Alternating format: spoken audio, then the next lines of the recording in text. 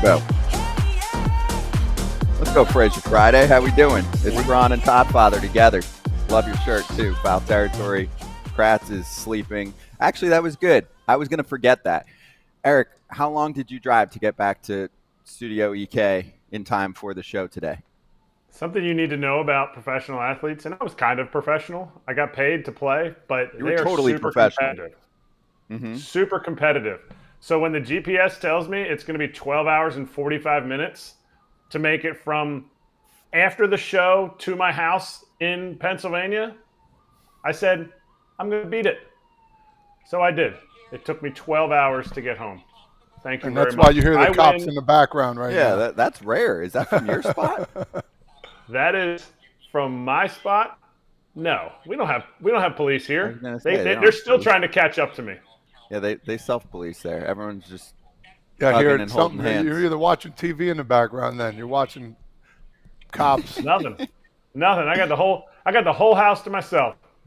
Summer jobs. Baby.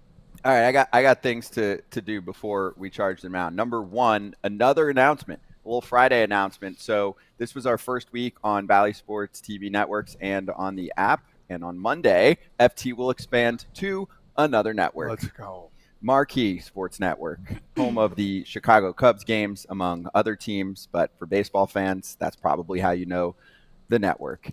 Foul Territory will be airing on Marquee basically anytime they don't have day games or some conflicting games to some extent. So check your local listings. But if you're in the Chicago area and you want a little FT on your TV, now you've got a spot. And that starts on Monday. That's awesome. This is another big step for Foul Territory. This is stuff we talked about before we even started this thing, how big we're getting. And it only attests to the people behind the scenes, the people in the scenes, and the people working their butts off. So another big thing. And you played for the White Sox. There's White Sox fans that'll catch the network. Of course, AJ is the ultimate love-hate Chicago guy, so that'll be fun. There'll be some Cubs fans that'll just yell at the screen for 2 hours, which is cool. We're fine with that. Why is he on here? Yeah. Why is he on here? What's wrong? I'm canceling my Marquee subscription. No, I don't want this. Why is AJ on here? You know what? You don't have to. You can mute him. You can say whatever you want to him. And the best part is he can't hear you. So he can't answer you. Money. One more thing. So the All-Star voting continues. I know a lot of people get confused about the process now, and I think that's fair. It's a lot. They give you the voting, then it goes to the final two. So that's where we're at now. We'll cover it more next week. The only thing I wanted to throw out there was the Baltimore Orioles dominated. Did you see how many Orioles are on the position player list for the finalists? 6. Almost every category has an Oriole on it. Incredible. Guys that you'd expect, right? Like Adley Rutschman, Gunnar Henderson, but then Mountcastle's competing against Vladdy at first. Jordan Westberg against Jose Ramirez at third. Santander is one of the guys in the outfield. Ryan O'Hearn in the DH spot against Yordan Alvarez. Quietly, Ryan. He's been having a really good year. Mm-hmm. And these All-Star voting things, once it gets going, you think about Baltimore for a second. Like, you have 6 guys. All of a sudden, one guy takes off. The fans are like, hey, let's go. Then you start getting it out there in social media. And next thing you know, boom, the whole city, the whole state, the whole town. And now it kind of happened to me in Cincinnati. It was just one of those things. They knew I was doing the home run derby. Boom, we got to get this guy starting job. I was down close to like 1.5 million, 2 million votes to, why am I drawing a blank? The third baseman for the Cardinals, lefty. That's terrible. Either way, we came back and won. So it was good, thanks to the cities for sure. Wait, now I need to know, who is this guy? Oh, man, it's killing me. And he went away and came back to the Cardinals again this year. Oh, Carpenter? Yes, Carpenter. It's Matt Carpenter. Thank you. Man, where am I at today? Let's go. That's okay. But this is what it's for. It's for the fans, isn't it? We should just vote in all the cool people that we want to vote in. To me, this started in 2015 with the Royals. I don't know if you remember the voting. The Royals fans absolutely showed out after 14 losing in the World Series. They showed out. It was like to the point where Omar Infante he would have been the 7th guy starting in the All-Star game, and they started a campaign. The guy's now a radio host in Chicago. He's like, vote Omar. And Omar started boop, boop, boop, boop, boop, up the list. So to me, this is teams not engaging their fans. And the Orioles, kudos to them. They have a great team. and their organization has engaged their fans really well. Makes sense. It's happened, I think, in Toronto too, where sometimes Canada will really grip a certain player or a certain year. So, yeah, we're all for it. We'll see how many Orioles actually get in. Because Corbin Burns is going to get on the pitching side among maybe some others. So, anyway, let's charge the damn mound. Ooh, we got drama. That's what this show is for. Not drama in general. I'm saying this show covers this drama. Okay? So, MLB was secretly not letting players see the strike zone box anymore. And by secretly, I mean they just got rid of it. So when you go to the dugout, you get to check out how your at-bat went, and it'll wait a half inning, right, so that there's not sign stealing, cheating going on. But then you get to see how the at-bat went. And you're trying to see the pitches and your swing and all of that. But you also want to see where the pitches are at. And there was a strike zone box there. The umpires asked MLB to get rid of that because they felt like players were using it to bark at them and say, hey, I just looked back last at bat. I mean, it sounds like a typical Todd father conversation with an umpire. I got thrown out because of it one time. Go ahead. For that exact reason? Oh, yeah. Okay. So MLB gets rid of the strike zone box this year. Doesn't say anything, which is a violation, apparently, of the collective bargaining agreement, which MLB PA, the players union, pointed out. They filed a grievance. They settled here and gave it back. But the way that they found out, of course, was you're going to be shocked on this. Players complaining to their superiors or their constituents, their colleagues, whatever, at the PA saying, hey, notice that we can't see the strike zone box anymore. You didn't tell me about that. They're like, we weren't told about that. So here we go. And now it's back. It'll be back for all teams if it hasn't been back already by today, by Friday's games. But nice little sneaky move for the first few months of the season. My question is, how are you allowed to do that if it's not you're not allowed? Like, the agreement is there for a reason. Correct. And MLB can easily do it. I feel like this isn't the first time that they've done stuff like this. Something as simple as taking a box away. Hey, just so you know, we're thinking about taking a box away. And of course, Tony Clark would have said no.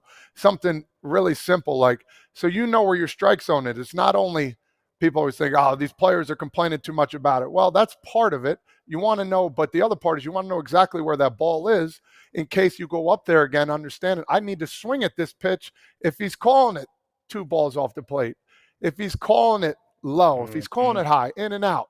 You want to understand where his zone is. So when you go back up there and he makes a different call on the same pitch, you're like, hey, man, can you tell me where you're at today? Because I have no clue.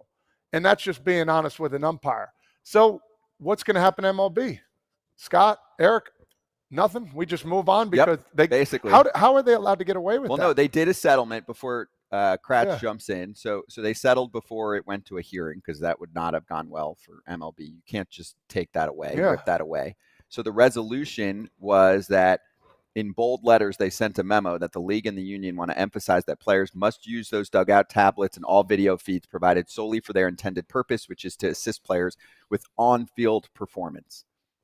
That's the solution. That's what they're for. Yeah.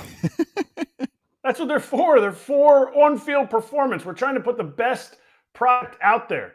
This is a disingenuous move by MLB because these contracts, this CBA, is collectively bargained, and it's an agreement between MLB and players.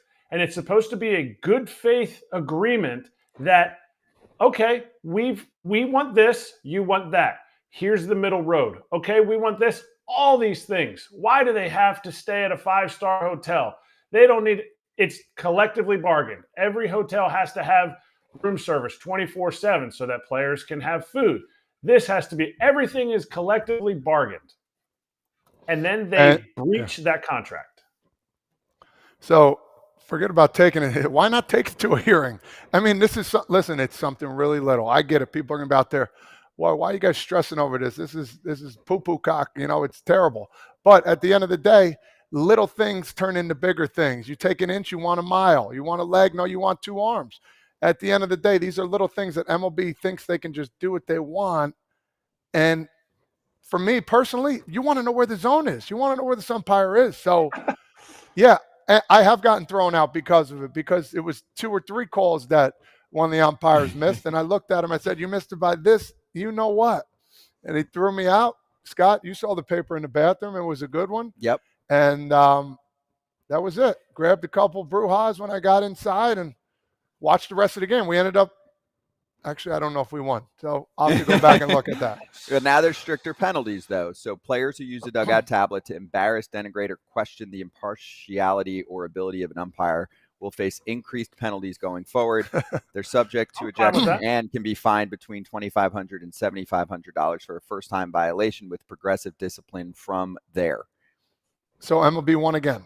That's MLB winning. So they basically what's did the this. punishment on the other side, right? Why MLB didn't get punished for for dropping the square out? So look, we win again. So you want to argue balls and strikes again? Guess what? You're going to get fined even worse. So they won on both sides. Got another one over on the players because guess what? This was our intent probably from the get-go. And this is a third party, right? So you have the league and the players. This is the umpires, okay? And you correct me if I'm wrong, Kratz, obviously there's a lot of beef with players and umpires, but they're also not trying to just there's beef over the zone in many games. That's what I'm saying, right? You guys get into it about the zone. That's a debate almost every game. My point is they're still human beings. They're not showing up to the ballpark like, how can I humiliate this human being today? So if the league called the players union and spoke to the players and said, hey, listen, a lot of umps are saying they're really getting it. What do you think about a little bit of a stricter penalty here because guys are getting too aggressive with this? Can't you have a real conversation instead of just trying to be sneaky? That's exactly. This is where the disingenuous part. This is where the I don't trust you part. And this is why baseball, the two sides are constantly just fighting against each other. You can't try to slide one over on them. Like you can't sit there and go, oh man, like maybe they won't notice this. Maybe they won't notice it. Players don't come to the park to get on the umpire. Players come to the park to win a freaking baseball game in whatever way they possibly can. Umpires don't come to the park to screw over players. They come to the park to do their job. Are some of them good at it? Yes. Majority are good at it. Are all of them not held accountable? Yes. And this is just another case of them not being held accountable. Like the umpires, they don't want them to argue. I was in Pittsburgh and the replay room would call down every time they would miss a strike. So every time the ball was outside of the strike zone, somebody would call our dugout phone and go, loo, loo, loo, loo, loo, loo, loo, loo, loo, loo, loo, loo, and they pick it up and be like, nope, it was down. It was to the point where every time it rang, by the end of the series, the umpires were like, don't pick that phone up, Clint. Clint Hurdles kept picking the phone up, be like, yeah, it was a ball. Like, so it was a way that they were arguing it. They just told them to stop. It's humans with humans. That's an epic story. Did you have any of that where they would give a call? We used to, with the White Sox, they would ring down if they thought it was a ball. Really? And they finally caught up to it, and we actually got fined. I think we got fined $1 million. No way. I think it was. I think it was $1 million fine because we did it for like 3 or 4 games straight. And I'm in the dugout. I'm like, oh my God, there's another one. There's another one. And it was like the first, second inning. I mean, nobody's calling down to the bullpen to get somebody loose. Oh man, it was. So they're saying you're not improper use of the dugout phone. Yes. Correct. And they could even say, oh, you're trying to steal signs or something like that, right? Like they could try and conjure it. No, they're just saying you can't make a phone call and be all over the umps. Yeah. Yeah. Well, let's put it this way: when the Dodgers and the Rockies and the Astros and everybody was relaying signs in from the replay room, MLB had no idea this stuff was going on because they had so many complaints about it, but they did nothing about it until there was like a formal investigation. Then they were like, oh my goodness, people were doing this? No, they weren't calling down from because those are recorded. Those lines are recorded. Right. So you know what's going on. Okay. That was good. Good juice. I didn't know that part. You're getting the call. I can imagine you're the ump. You hear the ring, ring. Oh, damn it. I messed up again. So it was good. It was a good one. So let's just try and be friends here. It was good to unravel that for 10 to start the day. We're going to talk to Chas McCormick later, Mike Tauchman about the big Cubs Brewers series. Alexa Datt's going to talk to us about the surging St. Louis Cardinals getting back to life. We'll be right back on Valley Sports.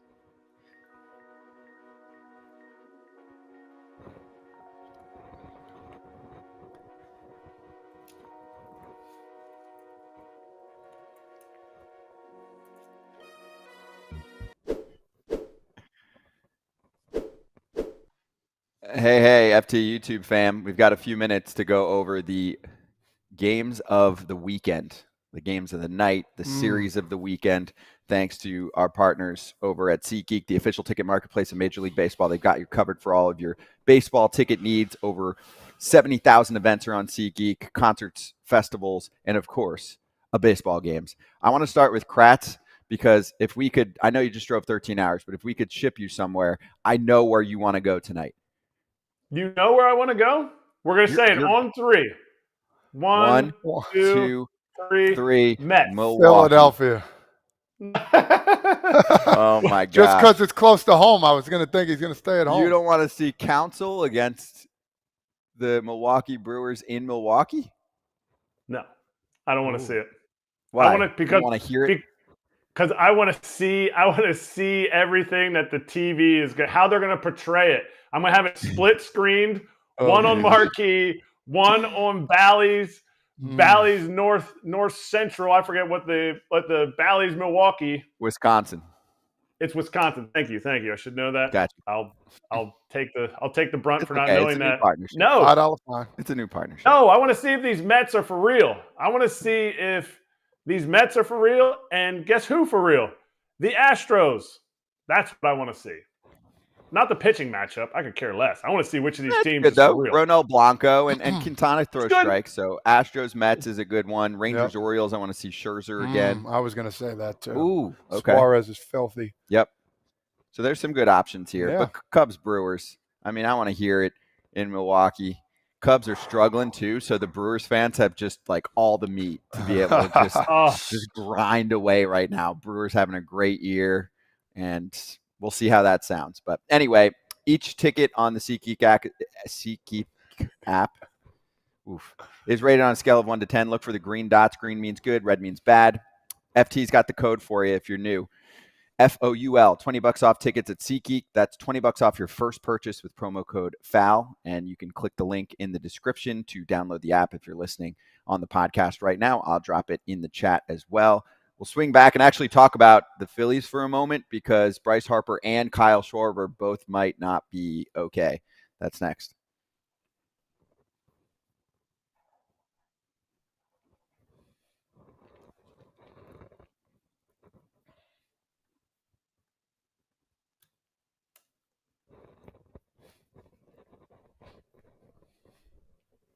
Hey, back on FT.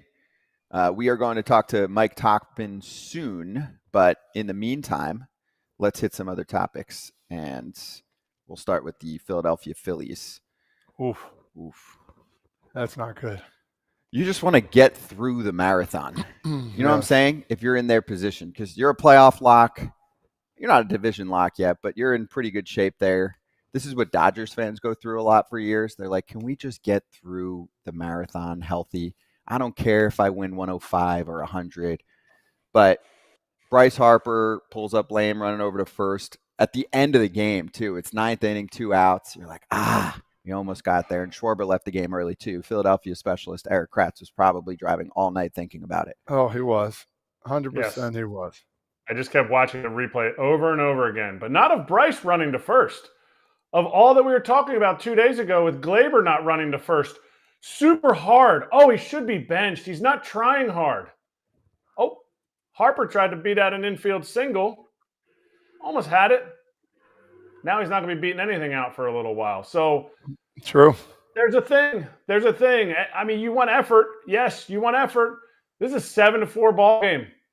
Unless they're bringing out the magic 8 ball and hit an 8-run homer with him on first, it ain't happening. So Harper's never experienced this. So he doesn't know the severity of it, but he clearly felt it. To me, a good sign was later on, they showed video of him going down the steps. And I don't know if you've ever done hammies, Todd, but going down the steps can be tough. Oof. And he went down the steps pretty decent in the lower part of the dugout. So that's a little bit of hope for Philly. Listen, I have had a hamstring problem, and it was a low-grade one, and it still took the doctor was right. He's like, it's going to take about 25 days just for it to heal up. So And then you got to rehab that bad boy back. Then you got to go play some rehab games. So we don't know the severity of it, but you don't mess with hamstrings. That's one thing I've learned in a career from other people, from having it done. You want this thing to be fully healed so you're 100% to go. You're 8 games up in the East right now. Braves are the 8 games, and then Mets are 12.5. You got plenty of time. Even if they make these miraculous run, all of a sudden the Braves get back in it, you got to make sure your guys are ready to go. And hamstrings are one thing you don't mess with. The way he came up, I think it scared him, for one, because he's never had it. And for two, you feel any type of pinch on that, you got to cruise. I mean, once he fielded the ball, you hate to say it, but maybe he should have cruised in after that, because at the end of the day, if the pitcher misses that ball, it's probably going to be a hit anyway if he's jogging or not. Then you got to run around first, but you're not thinking that way when you're trying to beat out a ball.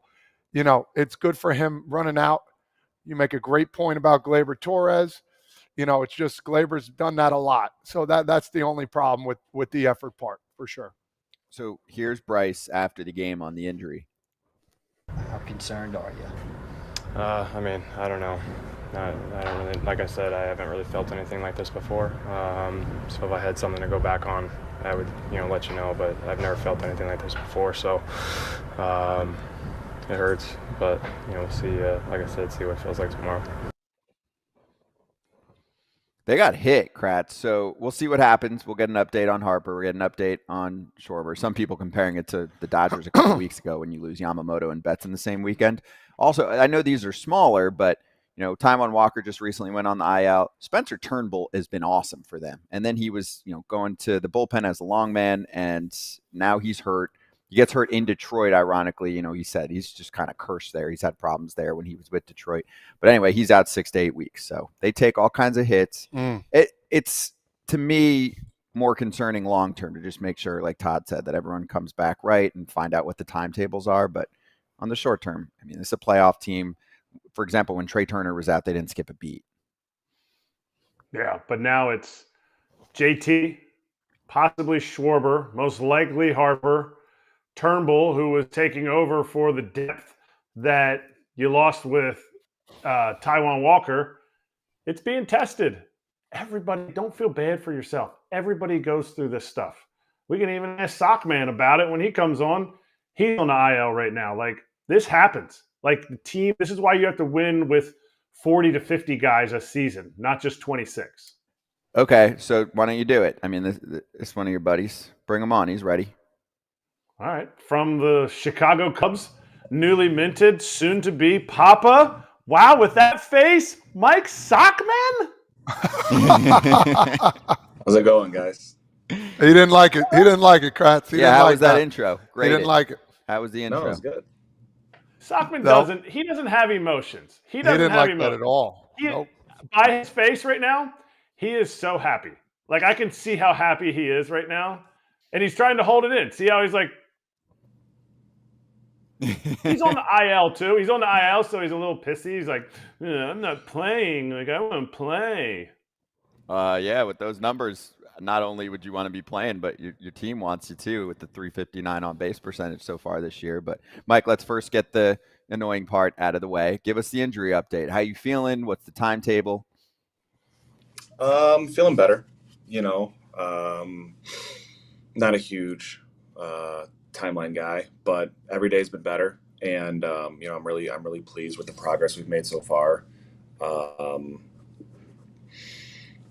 You never really know the first couple days because there's just so much swelling and that initial inflammation and pain and stuff like that. But it's going well, and I'm really pleased with where it's at. And it's just just try to stack good days. It's kind of cliche, but that's the truth when you have an injury. You said I'm not a timeline guy. I just drove. My GPS said it was going to take me 12 hours and 45 minutes. I made it in 12 hours and 2 minutes. So I'm not a big timeline guy either. Do you feel like you try to rush? See, this is why we're brothers. This is why we're brothers with different hairlines. Do you feel like you try to rush back? Do you feel like medical staffs for teams are like conservative? Or are you just trying to figure out, like, if there's kryptonite where you're at, and that's the only reason that you'll be out longer. Yeah, I mean, you know, I'm a baseball player. I want to play. I don't want to sit there and watch. So, you know, I think it's my job to, you know, get back as quickly as I can. It's my job to be aggressive. It's my job to, you know, try to listen to my body, and if stuff feels good, keep going, keep pushing. If, you know, something, you know, kind of doesn't respond well, then it's, you know, kind of a collaborative effort to say we might need to pump the brakes a little bit or whatever it is. But to this point, you know, it's been about a week and a half, and it's gone really well. So I'm optimistic about that, and I want to be back. You know, that's sit on the bench is no fun. Yeah, no doubt. I've sat on my bench in my entire career, so that was a real slap in the face for me. So thanks for that. But anyway, let's be optimistic about something. Are you going to? You're with the team, right, in Milwaukee? They didn't stash you in rehab purgatory? Yeah. Are you going to wear earplugs based on how loud the booing is going to be for Counsell tonight? His first return back to Milwaukee. I'm gonna check that, man. We were here like a month ago.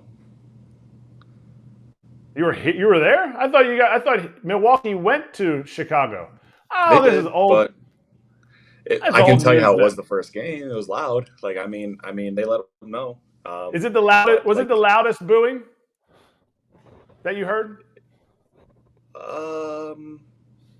It was up there. I mean, it was up there. But like, I don't know, man. That kind of energy, like, positive or negative, like it makes games fun. Like I dug it. Like, it was, I don't know, like going into like a hostile environment, and you know, I know people you know, feel a certain way about everything, but it's like that energy is hard to, you can't, that it's genuine, it's real energy, and you feel it. So I think it's cool. Hey, so I have two questions, and they're both going to be difference questions. So you played for the KBO in 2022 in Korea, which I thought was pretty cool, man, playing over there and coming back. There's been a lot of guys that have done that, either Korea or Japan. What's the difference between the KBO and MLB? Do you see maybe the players do something different, the competition? What would you say is the difference? I mean, I think there's a competitive element. You know, I mean, I think it's pretty safe to say that the big leagues is the best league in the world, and it has the, you know, greatest collection of talent in the world.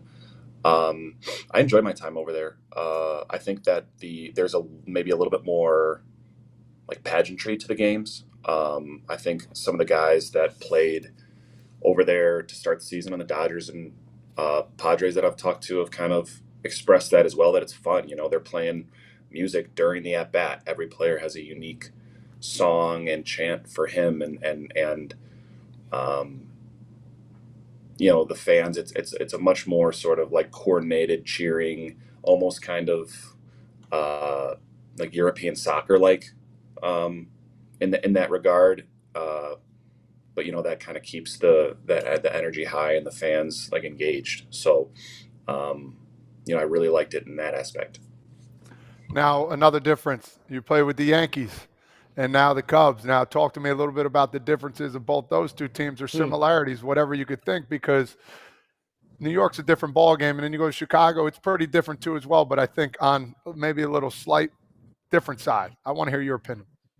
Yeah, you know, I mean, obviously the kind of the Yankee culture that kind of goes through the team and through the fans is, you know, just incredibly high expectations all the time. And, you know, you can kind of feel that throughout the building, and you can kind of feel that in the city a little bit. You know, people really, really tend to live and die with the team on a daily basis. You know, both really, really well-run organizations. Chicago, you know, obviously the really unique thing about Chicago is just the amount of day games we play. And then, you know, being from the Midwest, I can kind of understand. It's like you go through this brutal winter, and it's cold and it's wet and it's horrible, and then it's like those Wrigley day games hit a little bit different when it's 80 degrees outside and the sun's out and people are in the bleachers having a great time. You see the cup snakes going through all the way, from kind of the ivy all the way to the top of the bleachers, and people just making the most out of their summer in Chicago. Love that. That is such. So it's just kind of a little different energy. So eloquently put. College good. Yeah, it's good. Oh, yeah. Oh, baby. You're a college guy. Well, as a college guy, are you good at noticing when things are taken away? Are you good at noticing the fact that when you went to look at your iPad this year, there was no strike zone on the iPad? Like, just how long did it take you to notice that? Wait a minute, where the heck's that strike zone box? Like an at bat. It took like one at bat.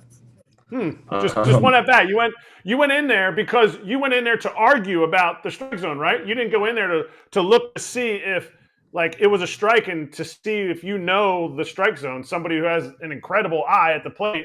It wasn't like you were trying to get better, were you? That I don't argue about the strike zone. I confirm that I was right. Yes, exactly. Where pitches were. So now that there was no box, it's like, well, I guess I'm always right because there's nothing to say that maybe I was wrong. So it's up to a lot more interpretation. That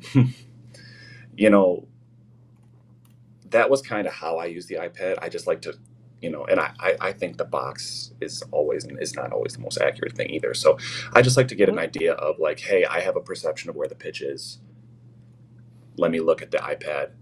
Am I right? Am I close? Am I way off? And then it's like, okay, I might have to reevaluate some things. But it's more about just, did that move the way I thought it did? Did it get to where I thought it did? And, can I make an adjustment if one needs to be made going in the next at-bat? So, box or no box. So it was your first at bat. You noticed it, and Major League Baseball tried to sneak this by players. Well, it lasted the sock man one at bat. So that is disingenuous. I've used that word 3 times by them doing that.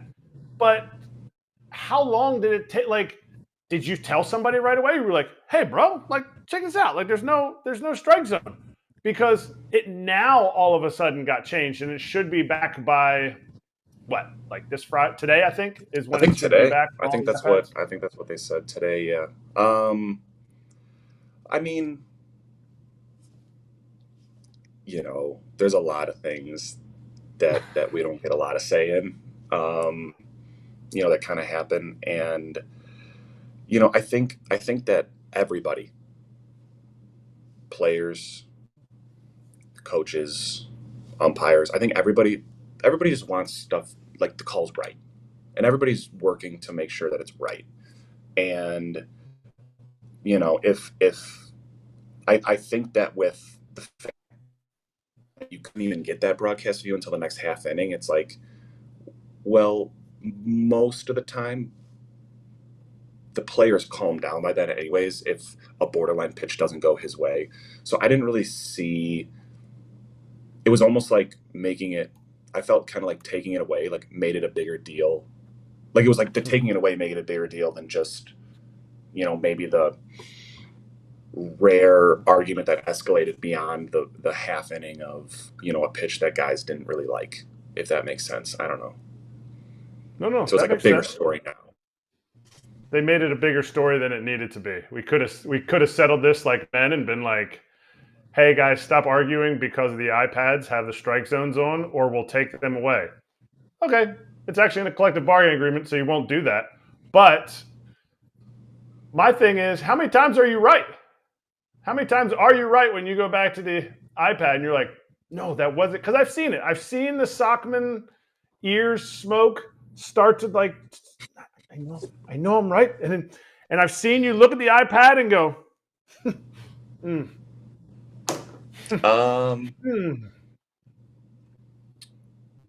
Well, define right. I think that if I'm wrong, it's borderline. How about that? But you know, that's a big part of my game is and a big part of what allows me to be successful is trying to is being able to differentiate balls and strikes and pitch shapes and kind of knowing the zone. And I think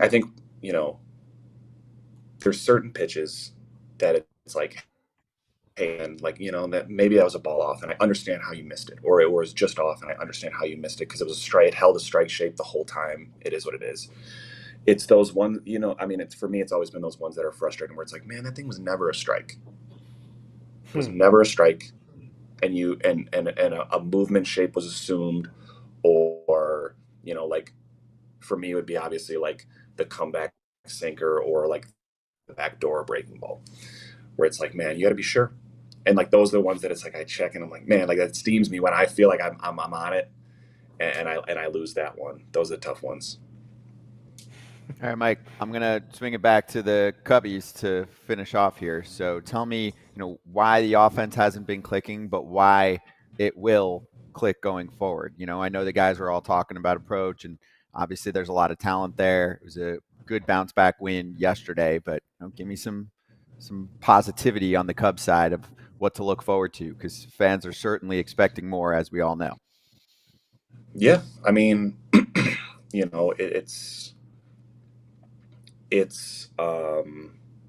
think the cause for positivity is that we have a lot of really good players, and we have guys with track records that show that we're going to get things going. And I think there's been glimpses. I think there's been flashes of like, hey, we're starting to string some stuff together. But Todd and Kratz, you guys know, like sometimes when you're searching for that big hit and it just feels like it's just not coming, and it's just not coming. And I mean, I think you can definitely. I mean, I felt like I was guilty of it before I went down. Sometimes, like trying to,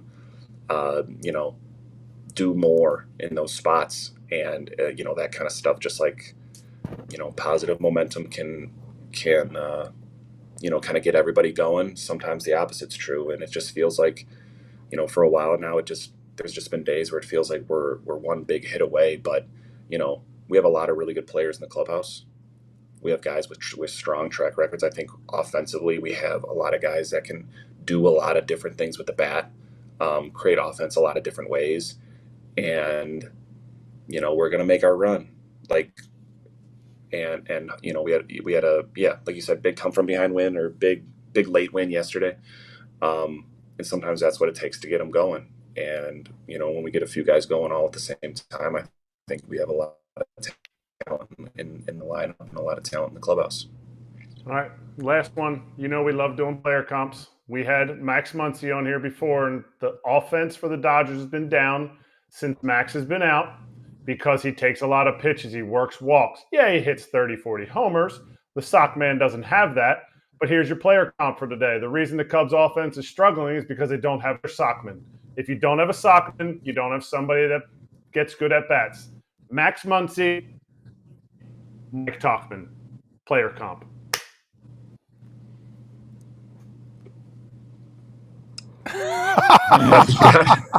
Take it or leave it. That's basically the question. Take it or leave it. Will you take it? I'm not sure about that one. I think we got a little bit of. I think there's a couple too many differences. But if I think of a good one before you guys show's over, I'll text it to Kratzy and I'll Same. Max Muncy, Mike Tauchman. Congrats on the baby. Appreciate you coming on. Yes, thanks, congrats. Guys. And also, I'll back him up and say he means like the presence of taking pitches, pro at bats, that whole thing, right? Like if we simplify, he knows what I mean. That's true. Yes, he does do that. He knows what I mean. Component of the offense that makes sense. And there is a thing. Once you have a child, the power, all of a sudden, true.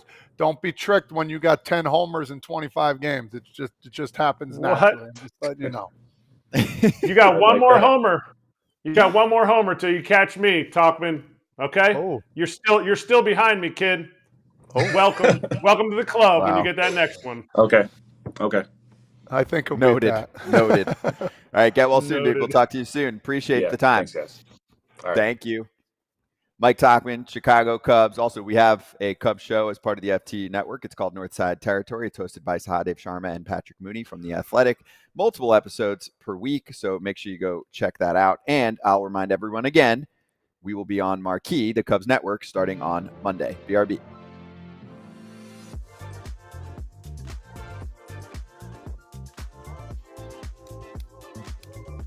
Do they need to be more aggressive when it comes to trying different players?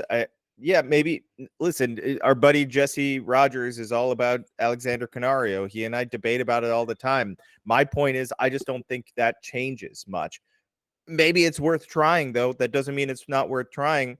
Do you need to be more aggressive with guys that aren't on the 40-man? I think that's an interesting question. Is it worth pushing someone like Owen Casey? Is it worth okay, call up Matt Shaw to AAA now. Okay, get him a month in AAA. If he does well, just bring him up. Is that? Yeah. I think that can go two different ways, right? The guy can instantly hit, but it can also screw up their development. Maybe they instantly hit like Kyle Schwarber, but you could make the argument that Kyle Schwarber was rushed too. He had so much more development than needed, and he got a lot of it in the big leagues. Now he's a good ball player, and we know what he is, right? But it took a while to get there. So you can kind of stump the development and make it end up being a longer process, even if you get immediate impact. I mean, Kyle Schwarber helped them win a World Series, right? On one leg, essentially. Yeah. He was insanely impactful when he came up in 2015. So maybe it all ends up being worth it. Maybe I'm the one overthinking. Maybe they're the ones overthinking these things, right? But I do think I don't think this is not like the Orioles have so many prospects that they waited until they dominated every level before they came up. I mean, and Jackson Holiday came up, and I believe he's still back down, right? He hasn't been called back up. So there are different ways to go about it. I'd have to go look and see who's super aggressive. I don't think the Cubs are any less or more aggressive than the Angels are pretty aggressive, right? Yeah, and I don't think you want to model the Angels. Batting order changes and things like that. Those are, I think, most progressive front offices and managers don't think those are that significant of a deal. And he has shifted things around. We've seen all sorts of different lineups this year because he's just trying to shake things up. And he even admitted, he's like, I don't think it's that big of a deal, but just trying to make something happen. Like when he had Morel leading off, putting different guys in the top 3 spots. He's trying to shake it up.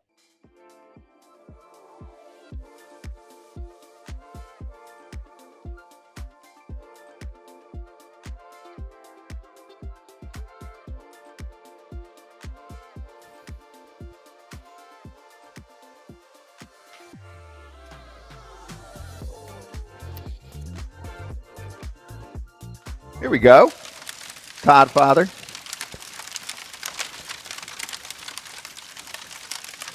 Sizzling. Todd Frazier, Erik Kratz, Scotty Braun, hot corner time. We have a call-up. We have a big call-up. One of the top prospects in the sport. A large human who is athletic and capable of being a superstar. If it all comes together for James Wood. It has come together for him in the minor leagues. He is now coming up to the show for the Washington Nationals. Grant Paulson, actually a longtime friend of mine, said Wood will be called up to debut in D.C. with the Nats on Monday. So gets the weekend to think about it. The long wait is over. He will play his first big league game against the New York Metropolitans at Nats Park 3 days from now. He's one of the best prospects in baseball. He's hitting .346 with an OPS north of 1,000 in AAA. We talk about James Wood a lot on our prospect show, which is called Hot Sheet from Baseball America. So let's run that clip first. JJ Cooper is going to give us a little more on Wood, and then I know Kratz is anxious to talk about the big fella.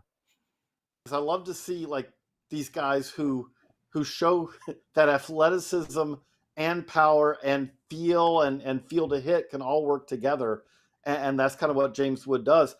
I know you were kind of going with the Aaron Judge path, and I can see that because this is a guy with long levers, big power, all that. There's a little bit of me I'm going to go really old school and say there's also a reminder to me a little bit of Dave Winfield there, because you're talking about a guy with long levers, who has some really good athleticism as well, who has kind of that ability to, I think he's going to fill out more, but this is a guy who's got some speed once he gets underway right now, got some really solid all-round ability.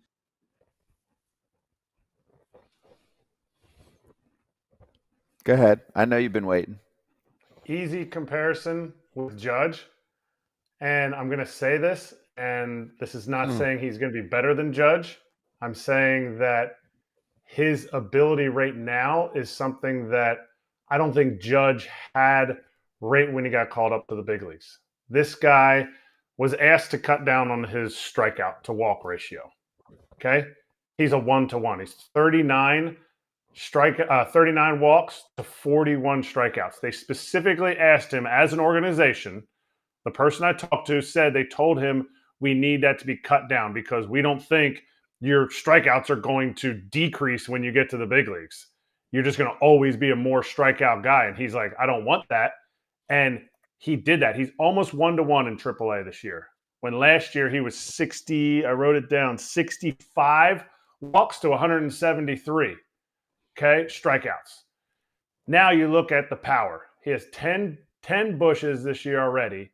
He's playing in Rochester, which, Todd, you know about Rochester. Rochester is no place to hit home runs in April and May. It is cold. It is miserable up there. He dealt with a little bit of an injury. He's back from that. The only gripe I have here, why the heck are they waiting till Monday? Like, are they trying to get, are they blowing up balloons and stuff? They can't get them. Bring them up. Tell them it's Friday. Let's go. I don't care where you're playing. You're playing today because we're a team that's on the fringe of the playoffs.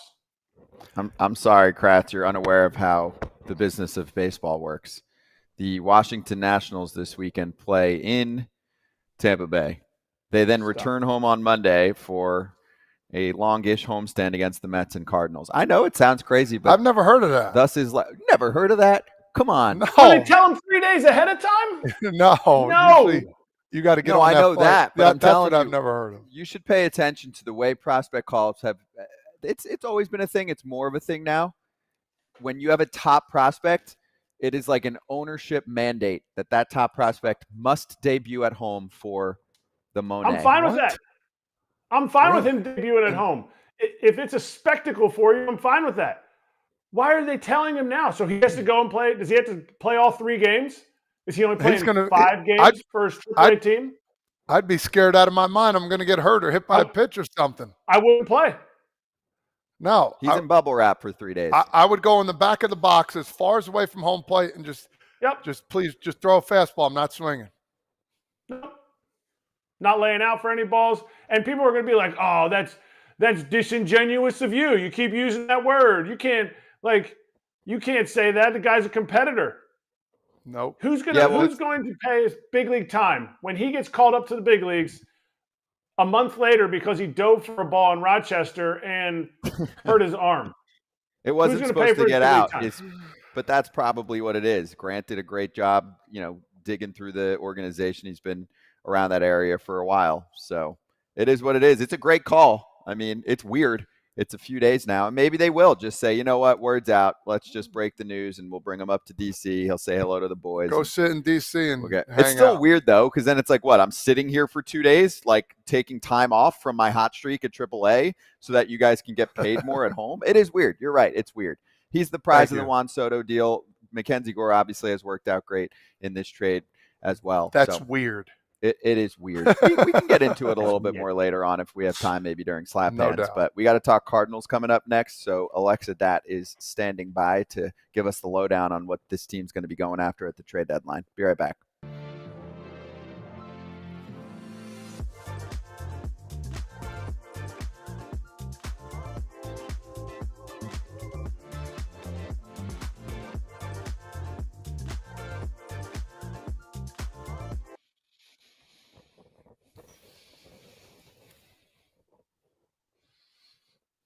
Do you think if we say Alexa that it will work on people's speakers? Yeah, I think You're so. definitely the first person with that thought. Well, I'm just excited that Alexa's coming on. No, I know. But yeah, no, she can't have one. She can. She just has to rename it. Right. My daughter renamed my son's Alexa to be Roberto? TT. No, TT. So he couldn't turn his Alexa off in the morning when his alarm was going off. Yeah, you can definitely ask her about it. She is standing by. We'll get to her in just a minute. All right, let's do our announcement here right now for a moment. So we have FT on the road. The next stop for us before All-Star is NASCAR. So we will be in Chicago on July the 7th to do a special FT from the big NASCAR roadshow that they do out there with the music performances at Grant Park. You've got Keith Urban, the Chainsmokers, the Black Keys, and many more appearances, performances. You've got Pierzynski there. Kipnis is going to be there. Alana is going to be hosting the show with them. It's 11 a.m. Central Time, so 12 o'clock East Coast time, a special FT on a Sunday, July 7th. Don't miss out on the epic weekend. Get your tickets now at NASCARChicago.com. I wonder where you guys are going to be at, too. That's going to be like location-wise? Yeah, it's going to be fun. It's going to be good. I won't be there either. You will or you won't? I will not. Yes. Okay. It's Alana, AJ, and Kipnis. You were a big White Sox. I'm surprised they didn't invite you. Nope. None of us got the invite. None of us. Yeah. You're more of a red very than a white. Exclusive club and show. Yeah, you got AJ. He's more than enough. Mr. Chicago out there. He's the mayor. He'll handle business out there. All right. We're coming back in 30 seconds with Alexa Datt. She covers the Cardinals for years now and will give us everything we need to know about why this team has surged back towards playoff relevancy.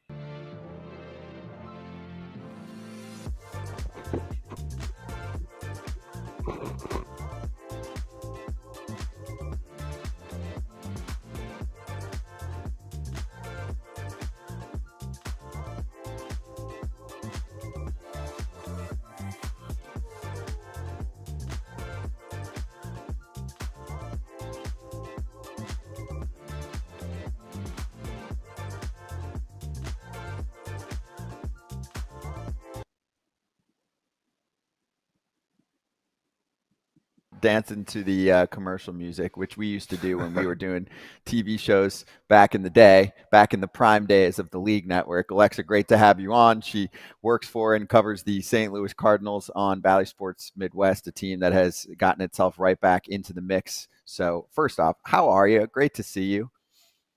Hi, my broadcast brother, Scott. I miss you so much. Good to see you. I miss you. I miss you too. You know who actually now steals the show these days, who gets to sit next to you at the desk? We already have a bunch of people in our chat today that were asking you, or asking me to ask you about Al, the Mad Hungarian, Al Hrabosky. They said they love the back and forth banter that you have with Al on the pre and the post. Sometimes it goes viral, which we've all seen. So let's start there. How is that experience for you? Yeah, Al Hrabosky is the best. I mean, I don't think he's changed a bit besides the gray hair since he was on the mound. He's got that same intensity. He's got that same, like you can't prove him wrong. He's just always right. And it's so fun to sit next to him. He's like a crazy uncle to me. And I can say that in the most like endearing, thoughtful way. And we go back and forth because that's what, our relationship is like. We're not doing that just for TV. We're doing that because I want Al to make me better. And, so I push back on stuff that he says. So I don't end up saying something stupid on air. And he'll catch me on it before we go on air. And if I say something stupid on air, he'll call me out on that too. So it's a fun relationship when we go back and forth. But Al's definitely the Mad Hungarian, that's for sure. That's pretty cool. St. Louis, 6.5 back in the Central.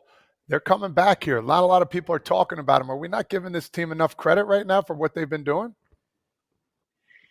Yeah, I mean, Todd, when you take a look at last year, it was really an outlier. 20 games under 500, that's just not who this Cardinals team is. But I think the credit really is due to this team bouncing back this year. I mean, they were in an offensive slump that they haven't seen in a really long time to start the season.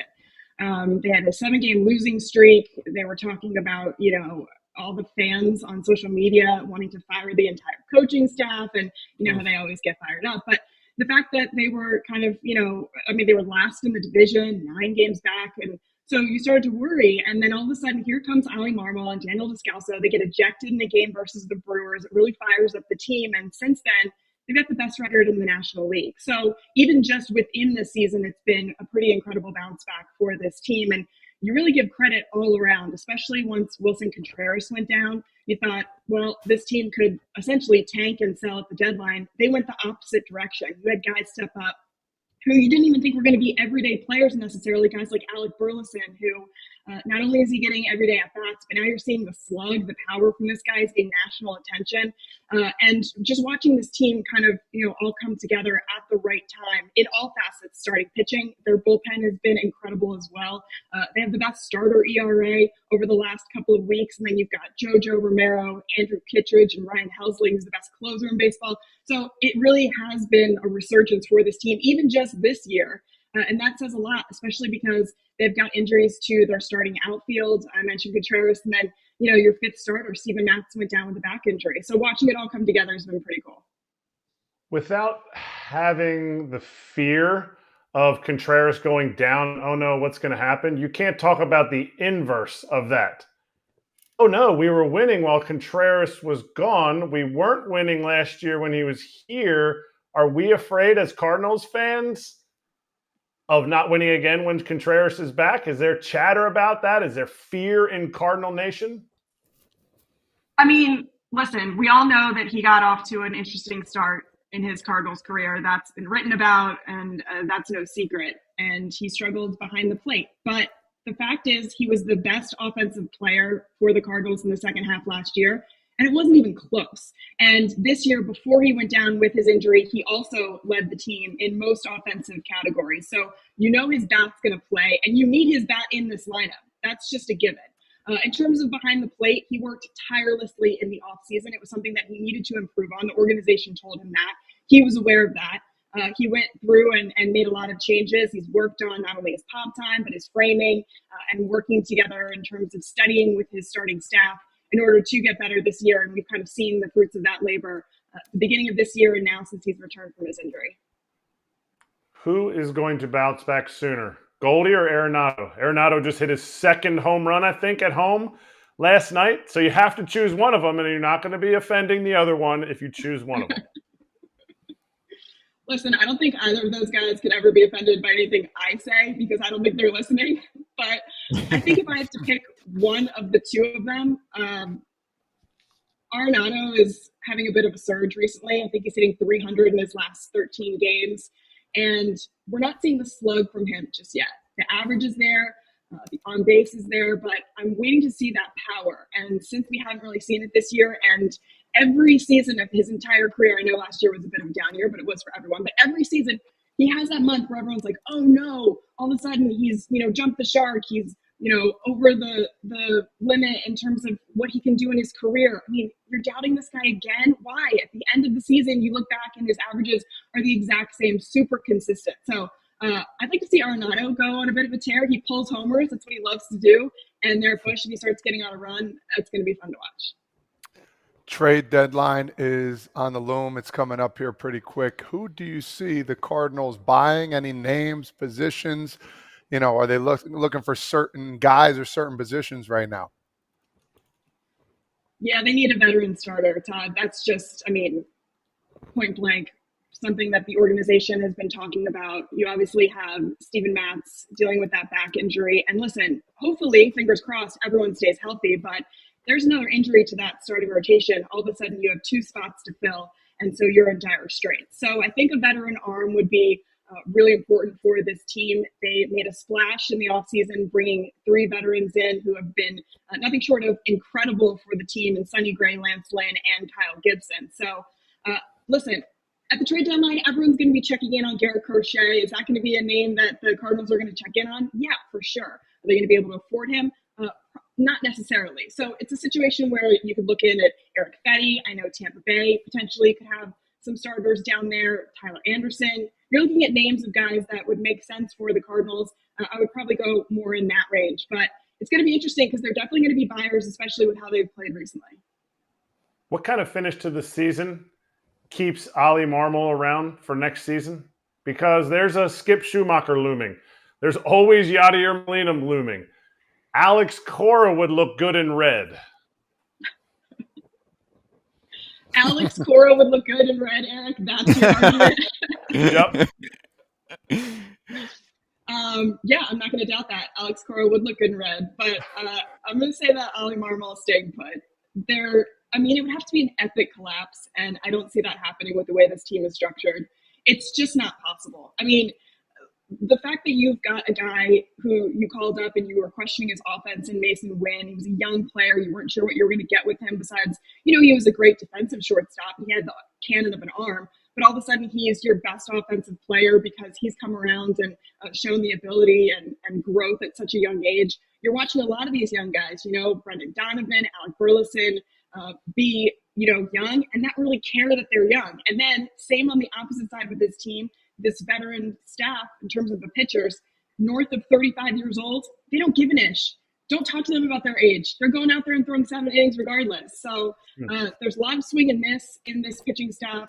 There's a lot of gumption in that bullpen, which I believe is the MVP of this team so far this season. The fact that they brought in, Jojo Romero in that trade, and Kittredge came in, and Ryan Helsley solidified his spot as the closer. It's something that they talked about this offseason. It was a little, unorthodox in terms of how they used him last year. And he said, listen, I want the closer spot. I want to pick up those saves. Now he's racked up 28 straight after blowing his first save of the season. It really would have to be some sort of a epic collapse for the Cardinals to do anything with Ollie Marmol. He's absolutely beloved, not only, within that organization, but within that clubhouse. During that 7-game losing streak, when I went in there and talked to the guys, honestly, off the record, I said, what is the big thing that Ollie needs to do in order to win you back? And they said, win me back. He's got me. He's got me. I don't think he should go anywhere. This isn't an Ollie problem. We need to pick him up. I like it. So I'm going to ask you another kind of big picture global question about this team. Last year, when they had the downfall and the 90-something losses, and I think it was the first losing season in the 2000s. So very rare. You are able to actually take a step back and be like, hey, what do we need to do on more of a long-term situation to make sure we don't get in this spot again? And I thought John Mozeliak was great to document the pitching problems they've had. And it's not just the results. He was like, swing and miss. There's a swing and miss obsession for a reason in our sport. And then when you get the shift restrictions added to the mix, it makes it even more important. So they were like, we are going to focus on more swing and miss. And I think some people took it as just where they would look in free agency, but I think they mean with their whole organization. So are you seeing steps in that direction? I mean, I know at some point, we'll see Tink Hence in the major leagues in the next year or two, but in general, do we see this changing for the Cardinals now? And if so, how does that get done? You look for certain players, or is it more of a philosophical thing with the coaching staff and the development staff in the minor leagues? Yeah, I think it's kind of a general trend in baseball, right, Scott? We're seeing so many organizations want to go in that direction. And I think it's a philosophical change for the Cardinals in terms of players they're looking at in their organization, but also bringing in from other organizations. But it's also a big shift for them in general because they had relied so heavily on their bread and butter, which was that Cardinals defense, hit to contact kind of guys. So now making the switch over to more swing and miss, it's coming, and it's already started here with the veterans that they brought in the offseason and their bullpen in terms of what they're focusing on with guys like Andrew Kittredge. And, they've got Ryan Fernandez down there and like I mentioned, Jojo Romero and Ryan Helsley with the swing and miss. He's got that lethal slider, and the velo between his fastball and slider is it's sick at 15 miles per hour. But watching those kinds of guys come in and, produce the swing and miss that the Cardinals are looking for, it's going to inspire them to go out and either by trade or by development in their minor league system, stick to that philosophy since it is a big switch for them. But they're catching on pretty quick. And the fact that we've seen so much of it, they have more swing and miss in their pitching staff this year than they have in the past 5-6 years for the Cardinals. So catching on pretty quick, and the guys are all on board. And it's a lot of fun seeing a lot of those swords. And they catch the Brewers. Can they catch the team that they are currently trailing by 6 games? Yes. Erik, why not? Come on. Listen, you've got 2 guys who are underperforming in your all-stars in Paul Goldschmidt and Nolan Arenado right now. If those guys get hot, if you trade for a starter at the deadline, all of a sudden you beef up your rotation. Your bullpen has been one of the best in baseball. If you take a look at that back end, if you give them a lead in the 7th, 8th, or 9th, they're not giving it up. That's exactly what you need. They've played more close games than nearly anyone in baseball. They've played 25 one-run games. That's 6th in baseball. 57 three-run games. That's 2nd in baseball. That's the kind of intensity and pressure that you need to play under postseason conditions, and in order to not only perform in the postseason but to even get there. It's a great mix of veterans and young guys. I mean, you guys have both played on teams where that's been a pretty magical mix, and they've got that here. It would be very hard for me to see them not at least competing for the division at the end of the season or overtaking the Brewers with a little bit more power in their lineup, which they missed at the start of the year. All right, we got time for one more. I'm going to throw 3 names out there. You can either do like a quick hitter on all 3 or maybe go deep on one. So, we're getting questions about Gordon Graceffo, who's coming up today, and then also questions about Dylan Carlson and Jordan Walker, all in like very different storylines and situations, but help us out with at least one. Yeah, Gordon Graceffo will get the call up today. Andre Palante is getting the start, and their bullpen usage has been taxed a bit, so they need some help there. Gordon Graceffo will fill that role.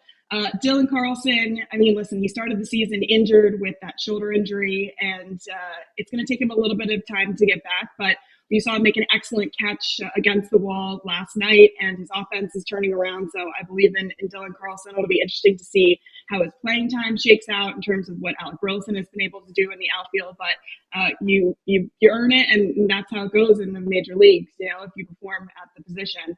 And then Jordan Walker, man, I love Jordan Walker. He's a great kid, good head on their shoulders. They just need slug from him. That is, the power potential that they see in him. He's getting reps every day down in AAA, kind of in a more controlled environment, which is a better space for him right now. And honestly, when they called Jordan Walker up again, they want him to stay for good. So they want to make sure it's the right fit. And unfortunately, he just didn't develop, the way that the organization wanted him to. So being down in AAA and making sure that he is really game ready makes the most sense. And, listen, not every player develops at the same pace that you would like. Take Mason Wynn, for example, in terms of his offense. You were really looking at him struggling last year, and like I said, now he's one of the best on the team. So Jordan Walker will come around. Don't worry about it. We will be seeing those 2 for years to come in Cardinals jerseys, taking home hardware for sure. Yeah, the upside sky high. Of course, you got us all the details on all 3. You're the best. And I know there's some people watching on Bally Sports Midwest, so they already know. But if not, spend some time. It's pretty good, but especially post sometime with Alexa and Al. It is entertainment, okay? It doesn't matter what kind of game it was, close, blowout, whatever. Just spend some time with them and then report back. But Alexa, great to see you. You're the best. Thanks, guys. Appreciate it. Thank you. Alexa Datt covers the St. Louis Cardinals. We'll be right back on FT.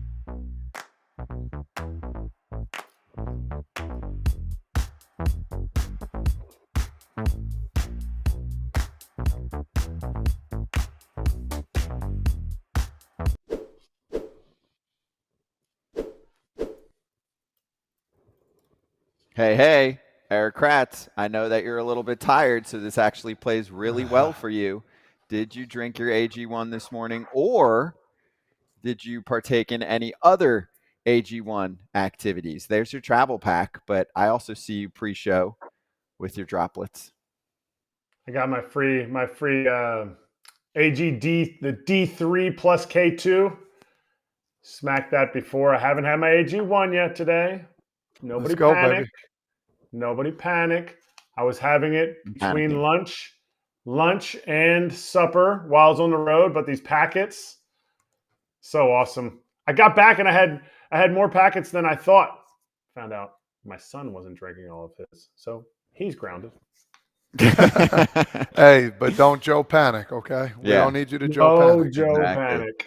Don't Joe panic. If you know, you know. AG1 is a foundational nutrition supplement. It delivers daily nutrients and gut health support. It's backed by multiple research studies so that you can trust what you're putting in your body. All the testing that you're looking for, especially if you're an athlete, they test the ingredients, they test the whole product. It's NSF certified. So we're recommending AG1 for whole body health, and You can start your journey with AG1 if you use the code FOUL, F-O-U-L. You go to drinkag1.com/foul. That's the spot. You get a free 1-year supply of vitamin D3 K2 that Kratz was talking about there, and 5 free travel packs with your first purchase. Again, you got to go to drinkag1.com/foul. Go check it out, FT fam. All right, here we are again. We're coming back in about a minute on FT, and we're going to get to the Orioles and the Rangers coming up, and a nice little quote from Jon Gray, among a few other topics. And still to come on FT, we have one more interview to get to, right? Or did we do all three already? No, we're missing Chaz. Chazzy we Fresh. have one more big one. Chazzy Fresh is scheduled for about 2:30ish. So in 25 minutes from now, we'll get to the Houston Astros outfielder to talk about the Mets Astros series that is sweeping the nation, getting a lot of attention. All right. So first off, though, we'll talk about the Orioles and the Rangers coming right up.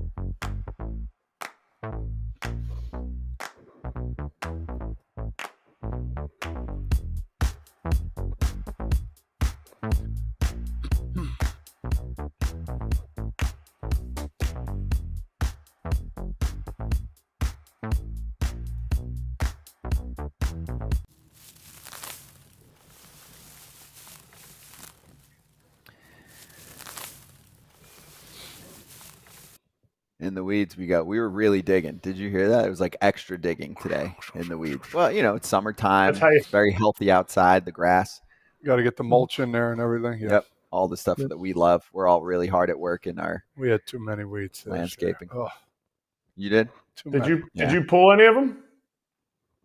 I think he went muted. I'm not listening to him. That's funny. I hear him. No. No. My wife likes doing that stuff. She's good at that. All right, so let's go in the fake weeds and talk about Jon Gray who's had a pretty good year, getting lit up by the Baltimore Orioles offense. It's not the first pitcher to get lit up by this offense this season. He's very strong from top to bottom, but this was a unique answer post-game. What is it about their ball club that has the ability to do that against all you guys? I don't know. I mean, yeah, they put the bat on the ball, but I mean, I thought that some of the ones I threw I would hit out myself. So, don't give them too much credit. Calling Scott that Feldman. Is so good. Calling Scott Feldman. And you question why I say Scott Feldman. Yes. Jon Gray has a big league homer against Scott Feldman.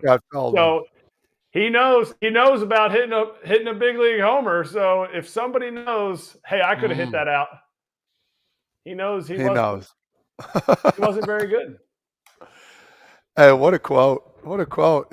You could see it on his face. He kind of tilted to the side like, why are you even asking me that question? You saw it. They shouldn't have hit any of those out. Those are nasty pitches. But that's also the confidence factor, because this has come up a couple times. This didn't come up for a while. And it's come up a couple times recently on the show where guys will tell us that they will not give in to admitting that the opponent is sick, that the opponent is great. They'll be like, I was bad. They're not that good. That's half the problem.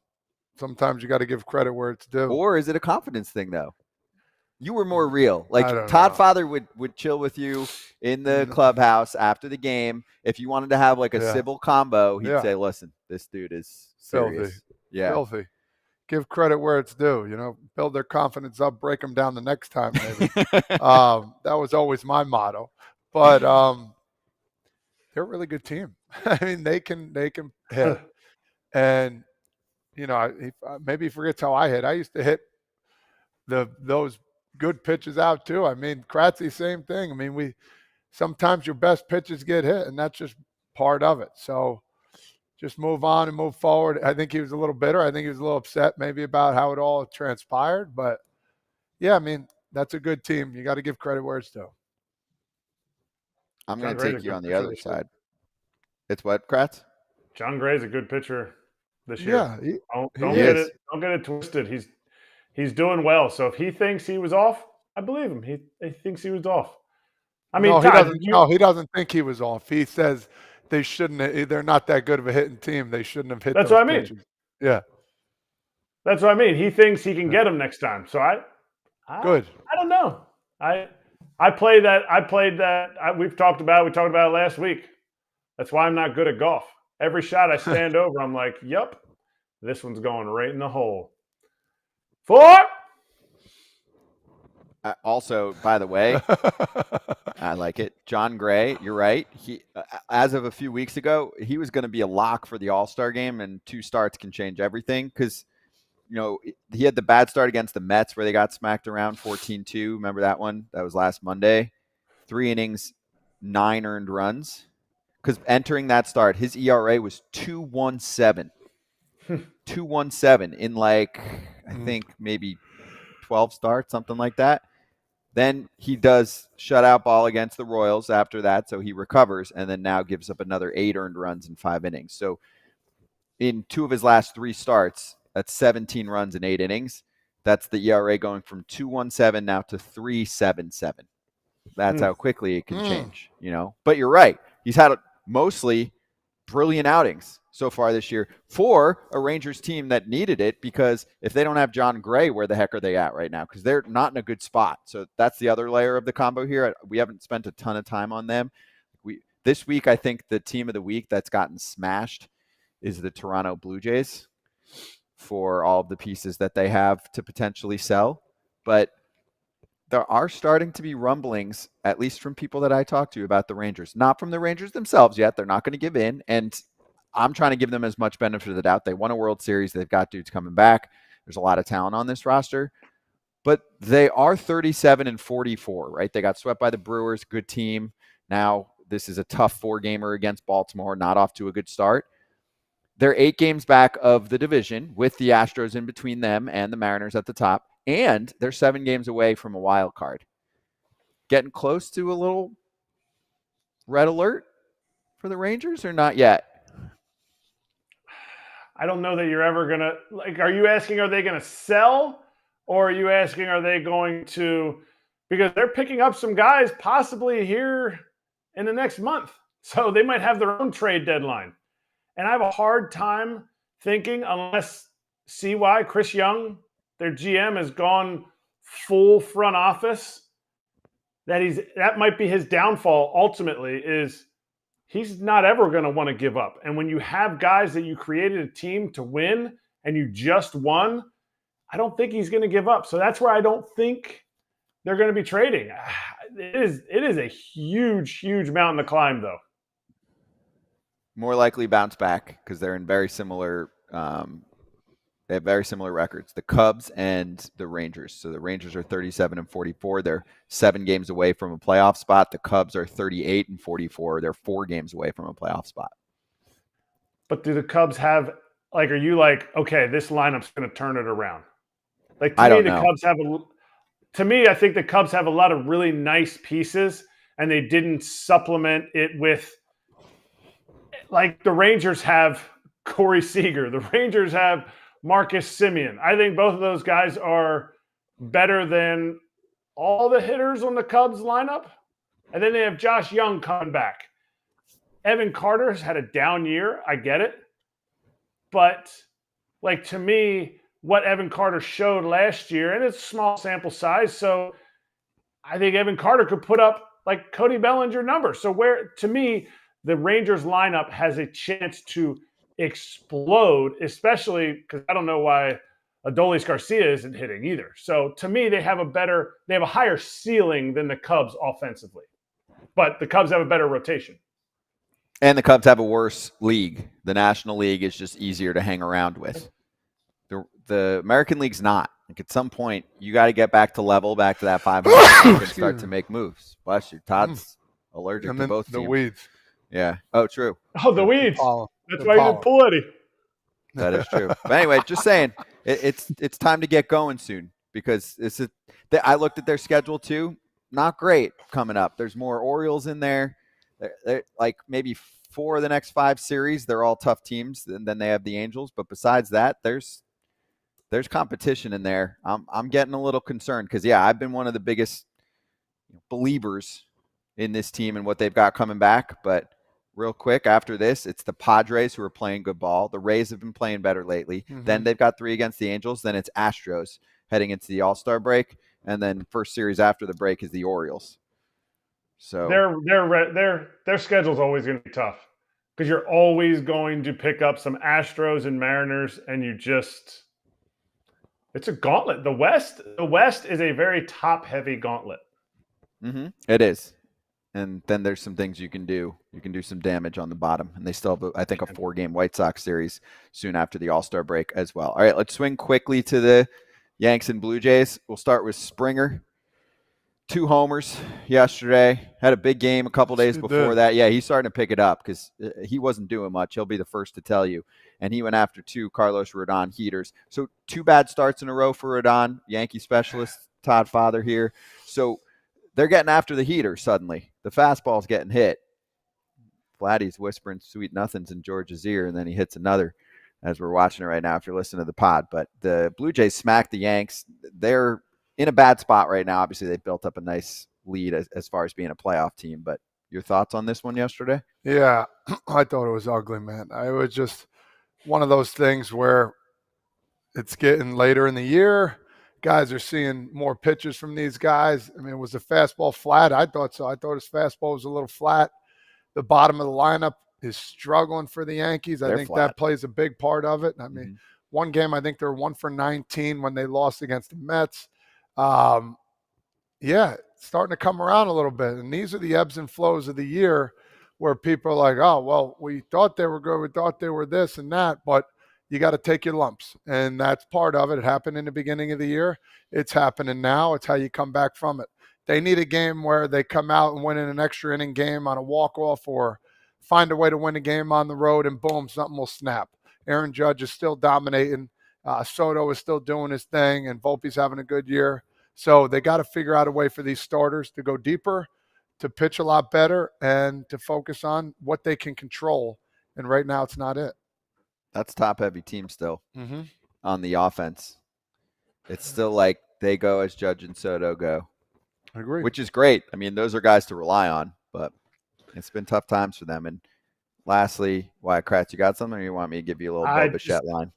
No, I just, real quick, I like, are Yankees fans sitting there going, oh no, is this 2022 all over again?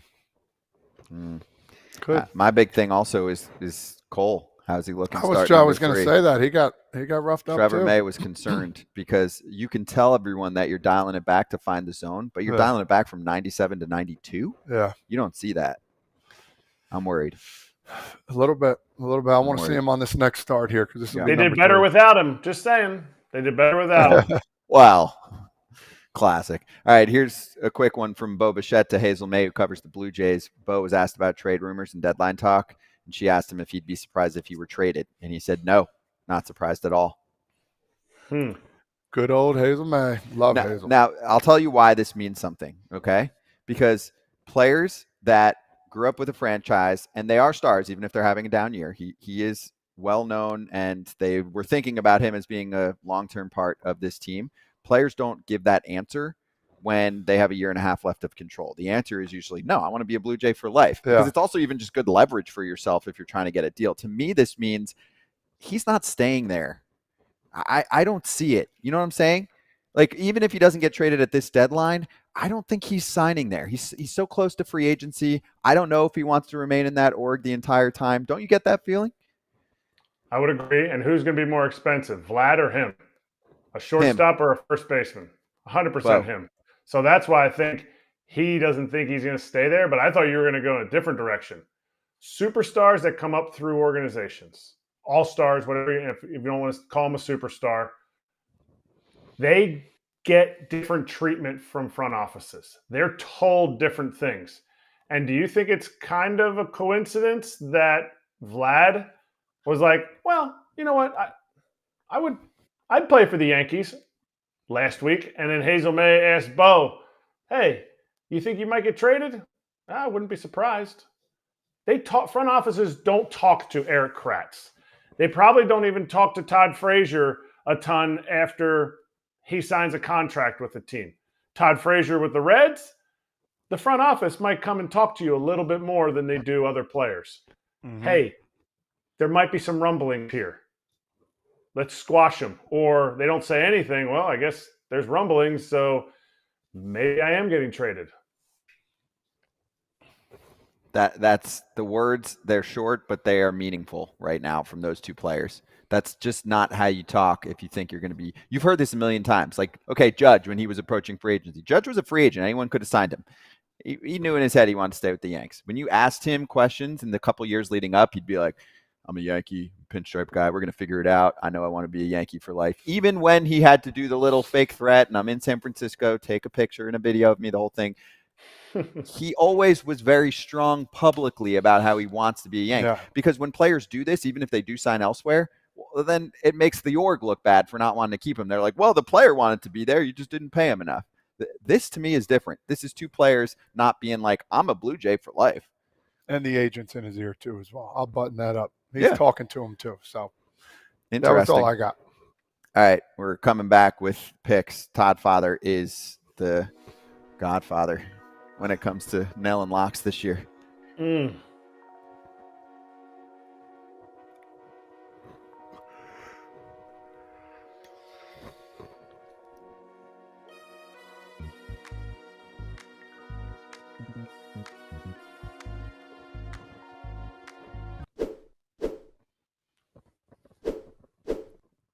I'll use the line because it was fed to me.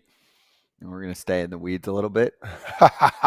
Maybe you're some weeds. people just I got some in my nostrils right now. Yeah, exactly. I need that little trimmer. But some of you are just here for the Manscaped read for the 2-hour show, and you just want to hear this minute. So this one's for you.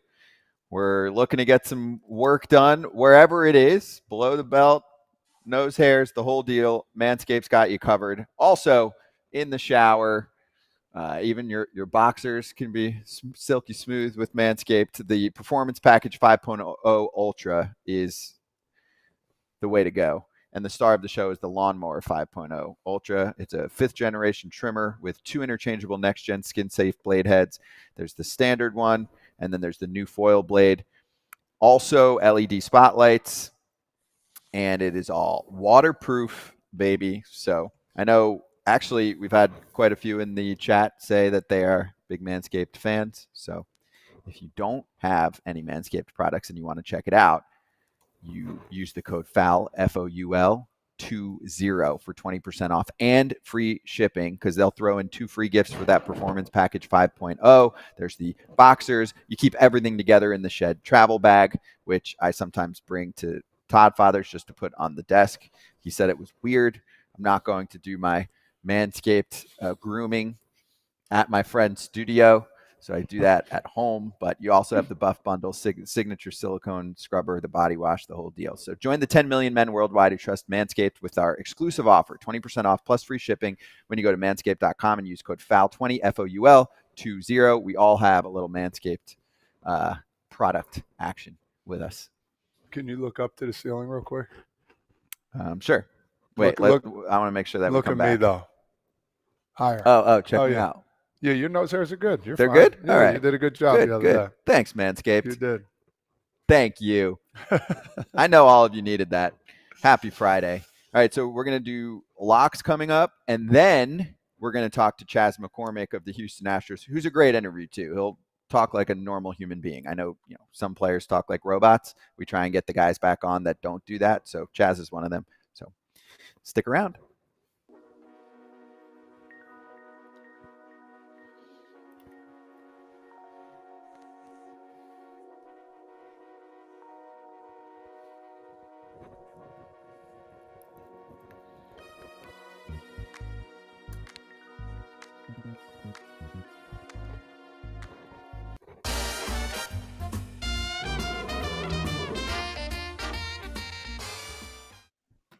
Just a quick side note as we get started with our BetMGM locks and first show you the free game for Friday and for Sunday. I was just scrolling through Twitter last night, and there was a video of 2 lions chilling in a bath, or not a bath, a river or something like that, taking a bath, and a hippo went up and went after him.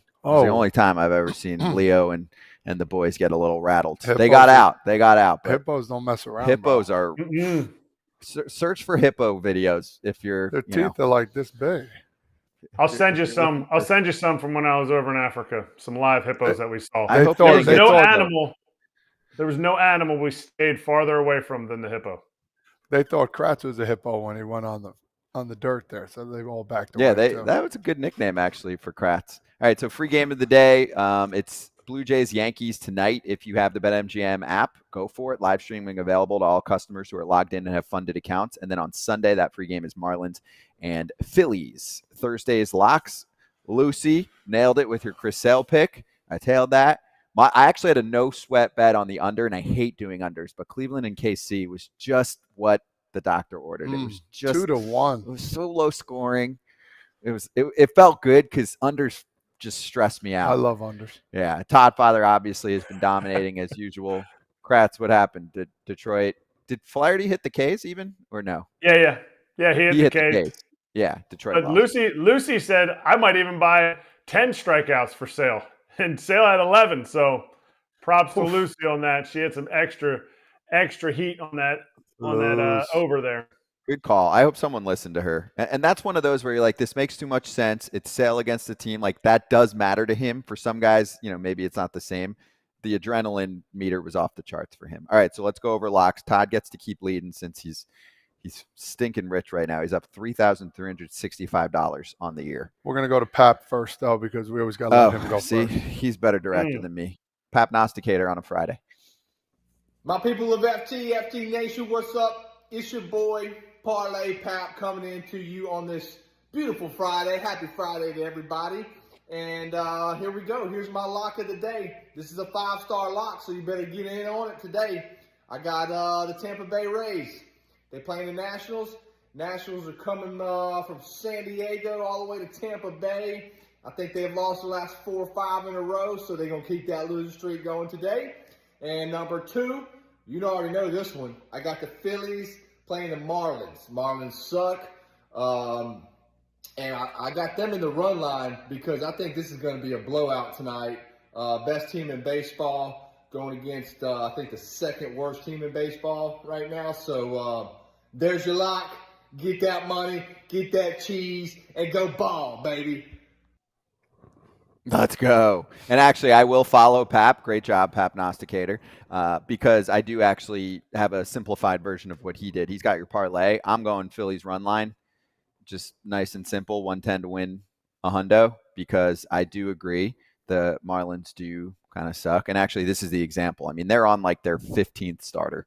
Their rotation is in shambles. Kyle Tyler is on the mound for his second big league start. It's just maybe not a guy who should be there yet. And Philly's got Christopher Sanchez, who's rich and feeling it. He's coming off the extension with a brilliant performance last time around. I think he follows it up. And I think the Phils show that even if they don't have Harper or Schwarber in the lineup, they're still worlds ahead of the Marlins. So I see them going big tonight. All right, Todd Father. No? You're not feeling that one? I'm going to be quiet.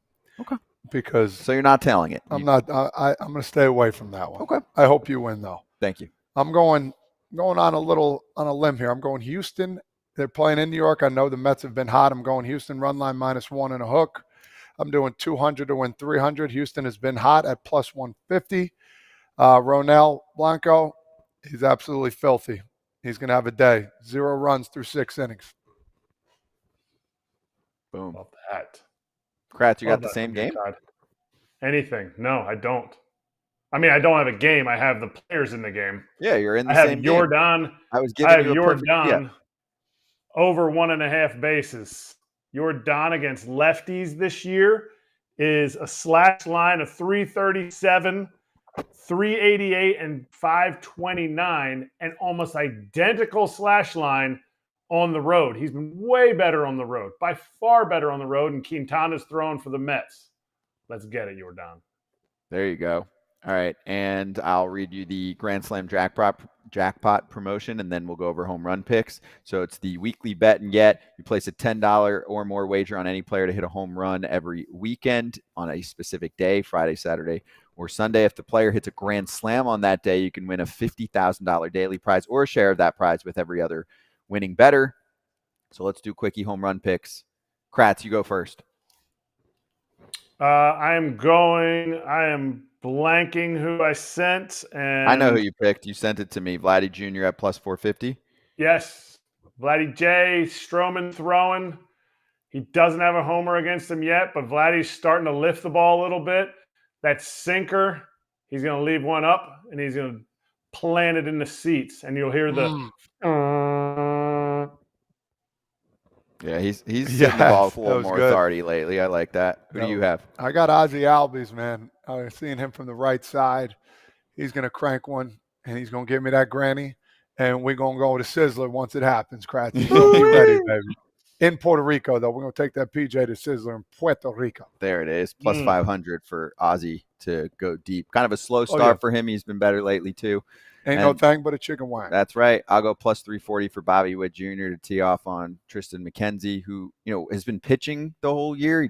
If his velo wasn't there, now it's starting to pick up. The command's not quite there yet for Tristan. So just right now, I'm not seeing it all come together for him. And, Bobby's done some good damage off right-handed pitching this year with the pop. So I think Bobby's going deep tonight. All right, we're coming right back with our last interview of the week, our conversation with Chas McCormick live on FT next.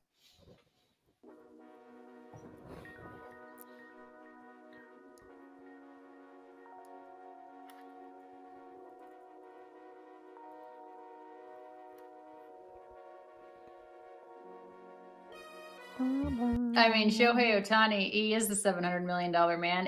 I tell you, Javi, who's a great guy. I mean, he's been a clubby and a bat boy forever. I mean, way before I got there, and obviously long after I left. And if Shohei Ohtani doesn't give Javi a Porsche like he gave Joe Kelly's wife gave to Ashley, something's wrong, because he just saved his noggin. He saved his career. He saved the franchise. Will Ireton's mouth was on the ground. He's like, oh my God, I almost lost my interpreter job.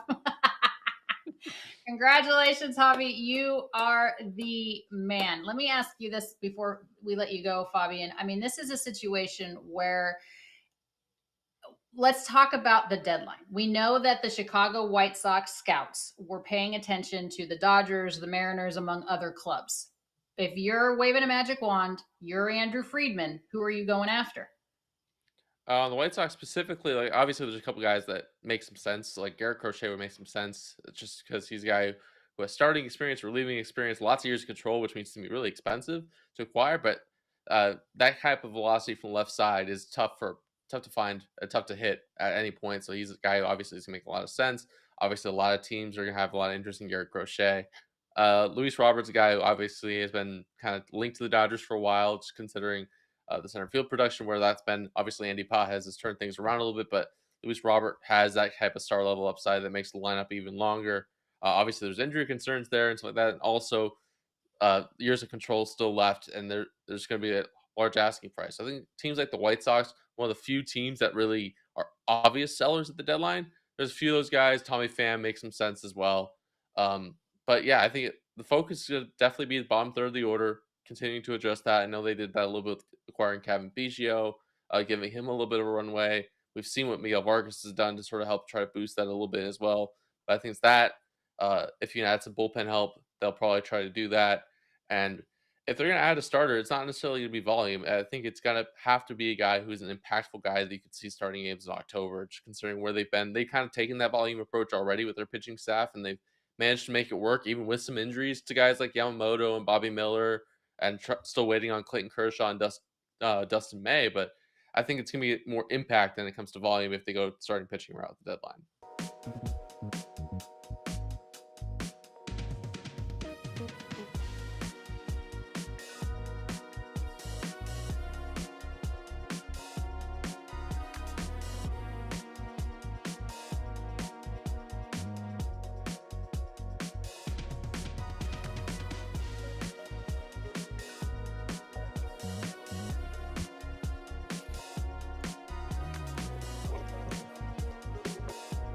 Hey, we back.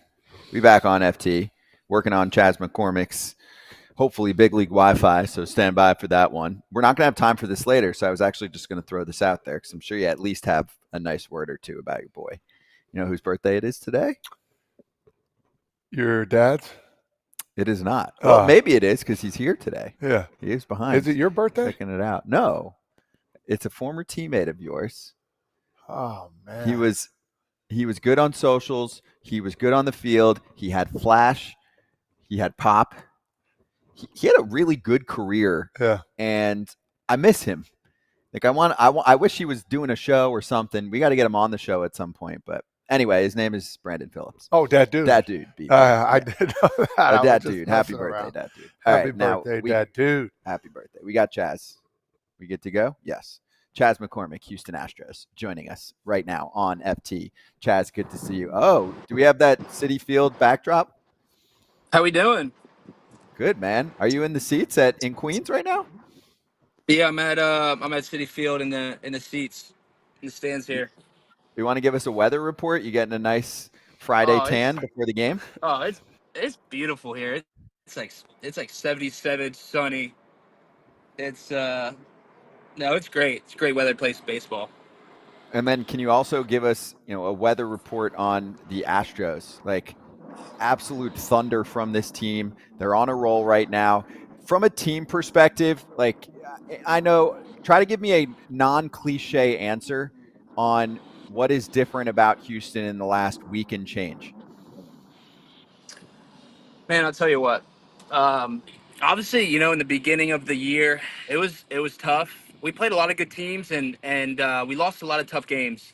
Obviously, it's baseball, and eventually it turns itself around. I think we just got our confidence back. I mean, obviously, like we've been banged up. We lost Verlander. Obviously, we lost Javier. We lost Urquidy. But we don't have Tucker in the lineup. But honestly, I want to say about a week ago or a week and a half ago, we lost to the Chicago White Sox first game of the series. Our strength coach Wes pulled us over as a position player meeting and kind of just talked about. He's been with us a while in the organization. He just talked about how good we are, how good of a team we are, and obviously we've been struggling. But he said he's seen us do some crazy things on this baseball field, and basically just giving us confidence. And obviously we haven't been playing that well, but he just made sure to keep giving us a heads up that we're a good team, we're good players. He's seen us do so many good things on this baseball field, and ever since he had that meeting with us, we've won 7 in a row. We've started to hit the ball really well.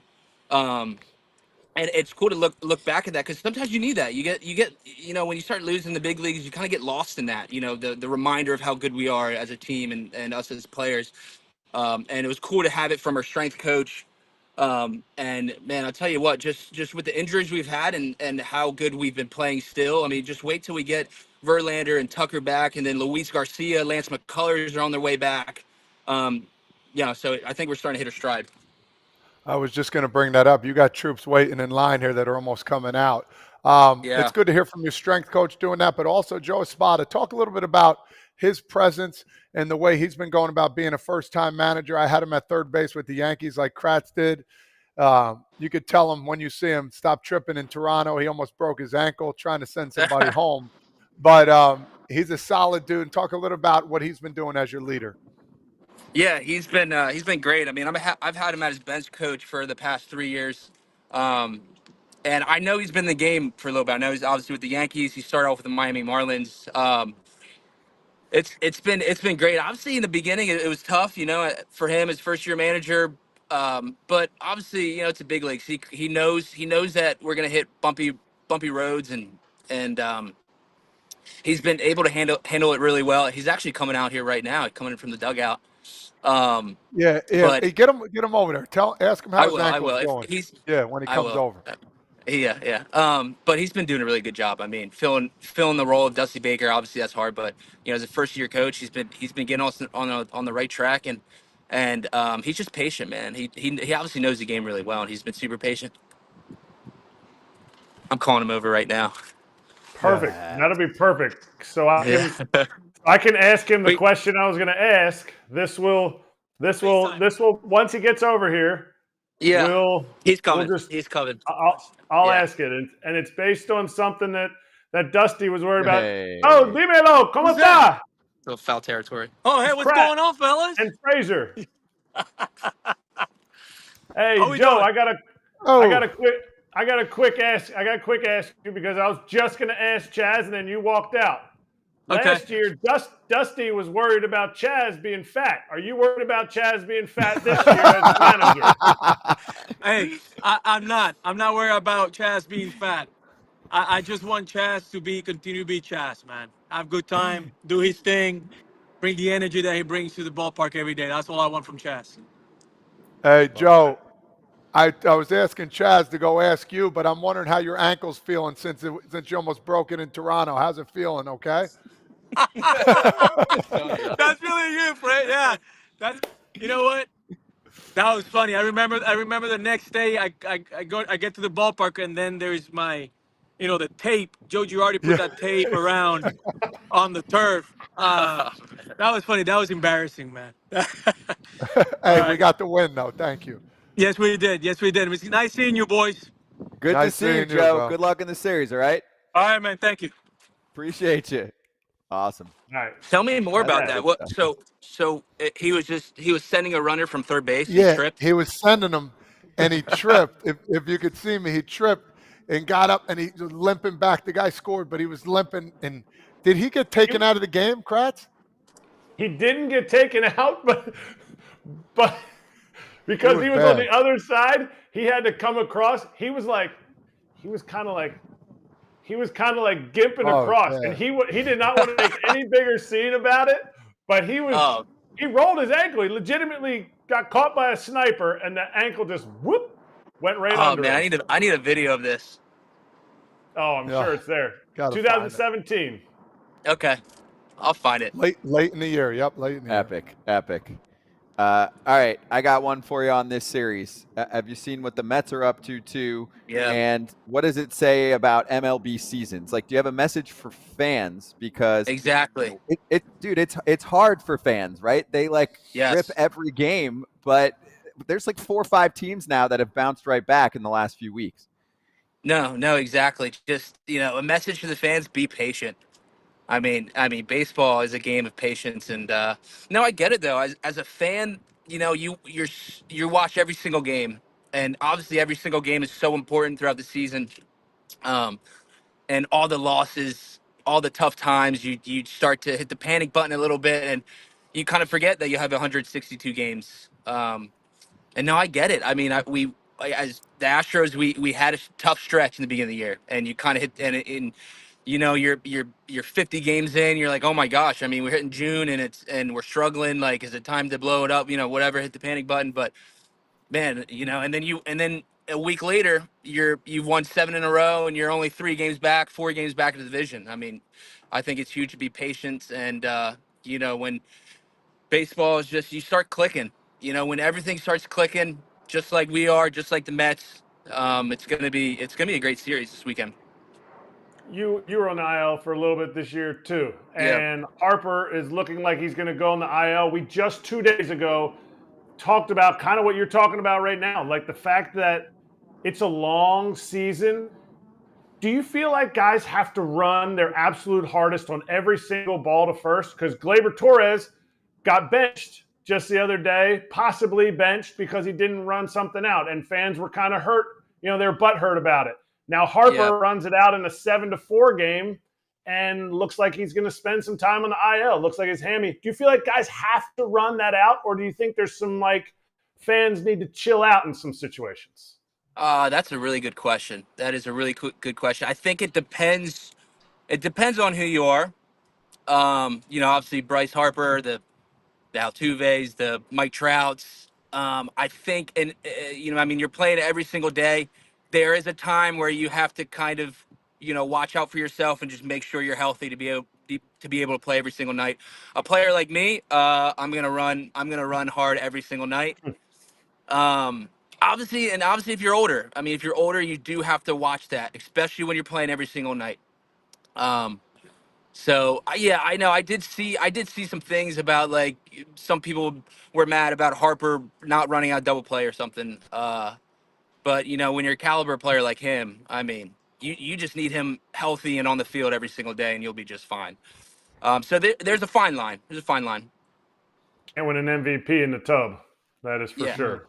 Exactly. No doubt. Hey, do you check out the iPads in between at bats? Yes, especially if I go deep. Yes. so a little more dig me session. I asked Mike Tauchman. I asked Mike Tauchman this earlier. How soon did you realize that Major League Baseball took the strike zone off of the iPads for you guys to watch your highlights? That took me a little bit. That took me maybe 2 months in the season. I was like, wait, I was asking somebody and I was like, wait, what where's the strike zone at? And then they're just like, oh, they took it away, or did they like bring it back after the inning, right, or something like every.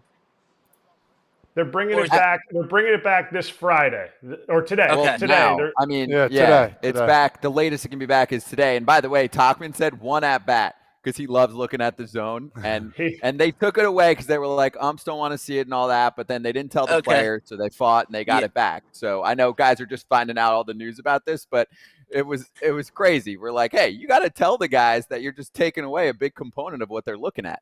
No, exactly. I kind of didn't even realize it, but yeah, I mean, it's huge to have that square up there. I mean, like, you got to know where that pitch is, and I was always like, why is this? I was like, why does this look different? It just felt different. I was just like, where is this pitch? But yeah, I mean, it took me a little bit. Yep. There you go. Well, it's back. Okay. We're back to normal. Your union fought and got you back on track. So yes, exactly. Chaz, we appreciate the time, dude. We got to jump because we're hitting a commercial in a sec, but good luck in this series. We're looking forward to it. And thanks for the Joe Espada cameo. That made the day. Yeah. Yeah, no problem. Thank you guys. Good to see you. All right. You too, dude. Chas McCormick, Houston Astros. Astros taking on the Mets this weekend. It's going to be great. And we're going to wrap things up very soon.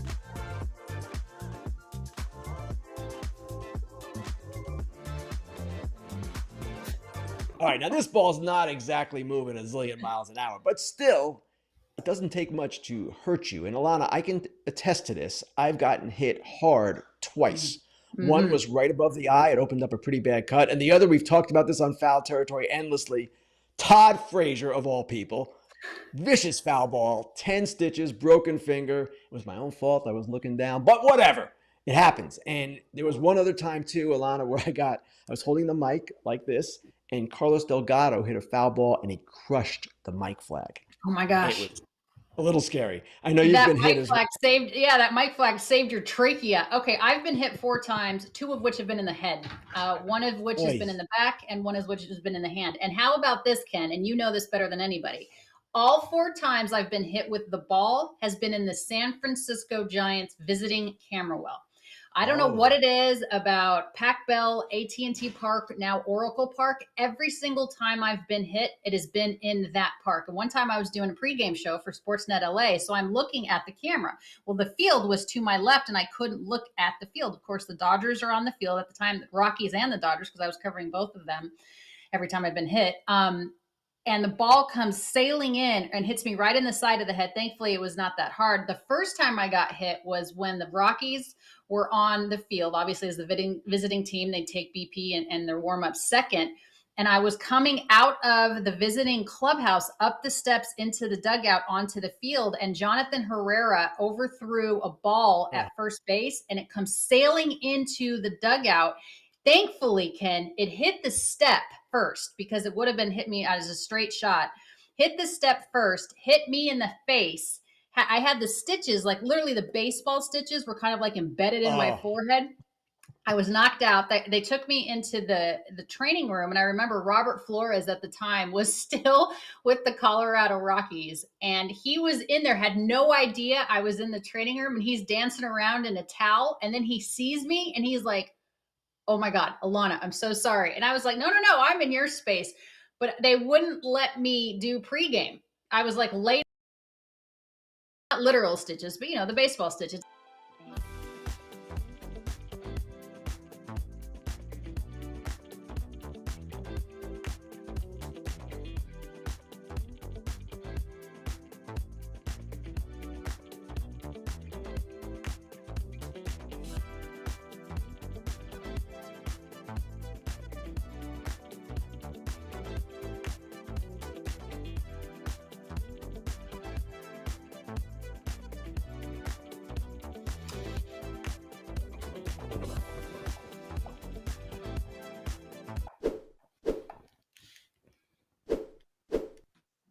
Hey, we just got a new shipment of the FT Teaser pucks. So here they are. If you want to see the pretty artwork and you want a little piece of FT history, they are about $5 a puck. And you can go get them online at teasaenergy.com.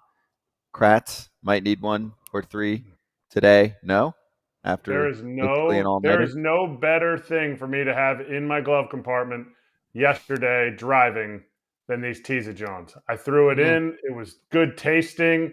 Kept me awake. I wasn't jittery. It was perfect. And if you're watching on TV here, Gus, go through this for the first time. We would never, ever, ever, ever, ever promote dip or tobacco, any of that stuff. That's actually why this means a lot to us. No nicotine, no tobacco. It's kind of like a mini tea bag for some energy. It's an FT podcast puck with a wintergreen and tropical mix, thanks to our friends over at Tisa. So again, you can get yourself a little 20% off too if you use the promo code FOUL for a first-time shopper at teasaenergy.com. There you go. And for the crowd watching right now on Bally Sports TV and on the Bally Sports app, we've got a minute left, so we're going to say bye to you, and we'll get excited for next week. If you're watching on YouTube right now, we're going to stick around for a few more minutes. We have a few other things to do with the crew before we say goodbye. We'll have like 3-4 minutes to go. But thanks to Chas McCormick. Thanks to Mike Tauchman. Alexa Datt was great too. Great first week for FT on TV, and the Bally Sports app will be on Marquee on Monday as well. So the takeover for audience continues with FT. Good work behind the scenes to get this all together. Thanks, everyone. All right, Kratz? Milwaukee fans need to know we were on Bally, Wisconsin before we were on Marquee. Okay, all right, Brewers fans. Oh, I see how it is. Is. Still my first love. Bally Sports Ohio for Todd Father. All right, Bally Sports, have a good weekend. And FT on YouTube will be here in 5 seconds for you to finish up.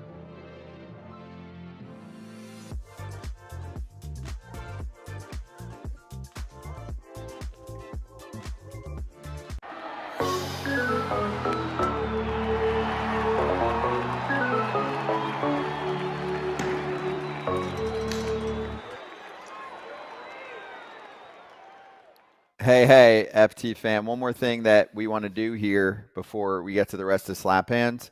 We're going to go over a few futures picks. So we just want to kind of take a stop for a moment, check out the season, look at the long term, and see if there's any value on a team that's maybe going to take down a division or most wins or a pennant.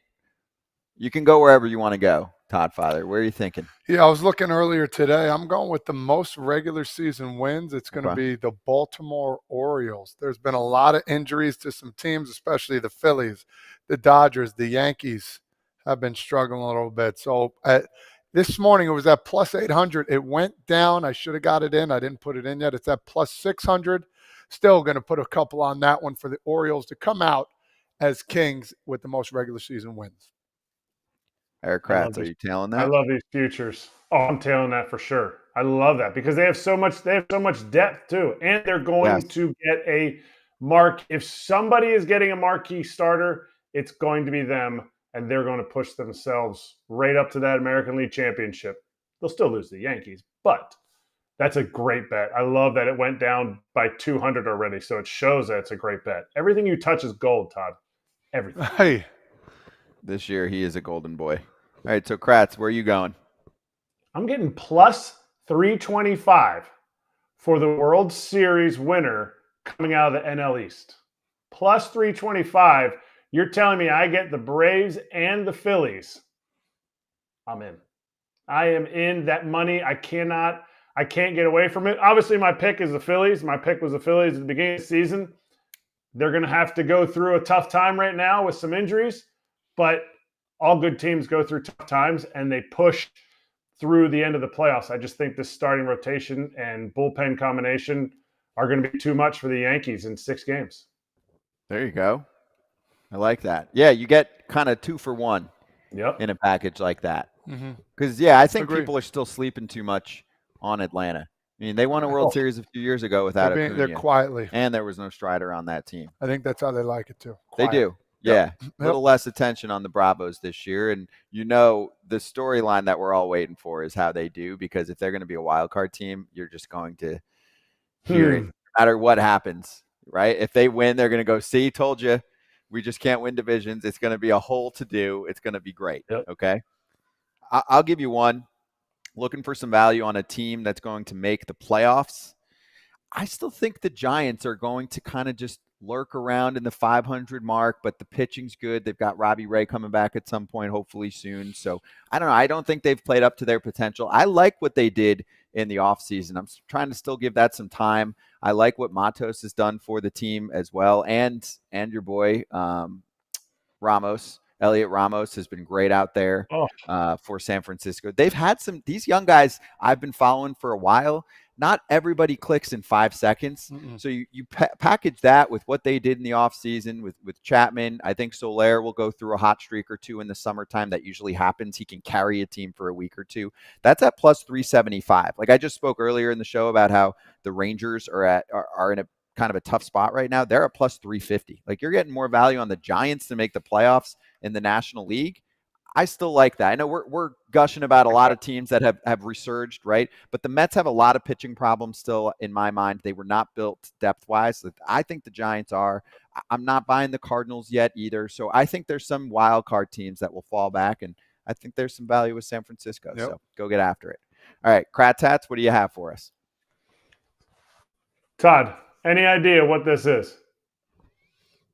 Some sort of cat. Yep.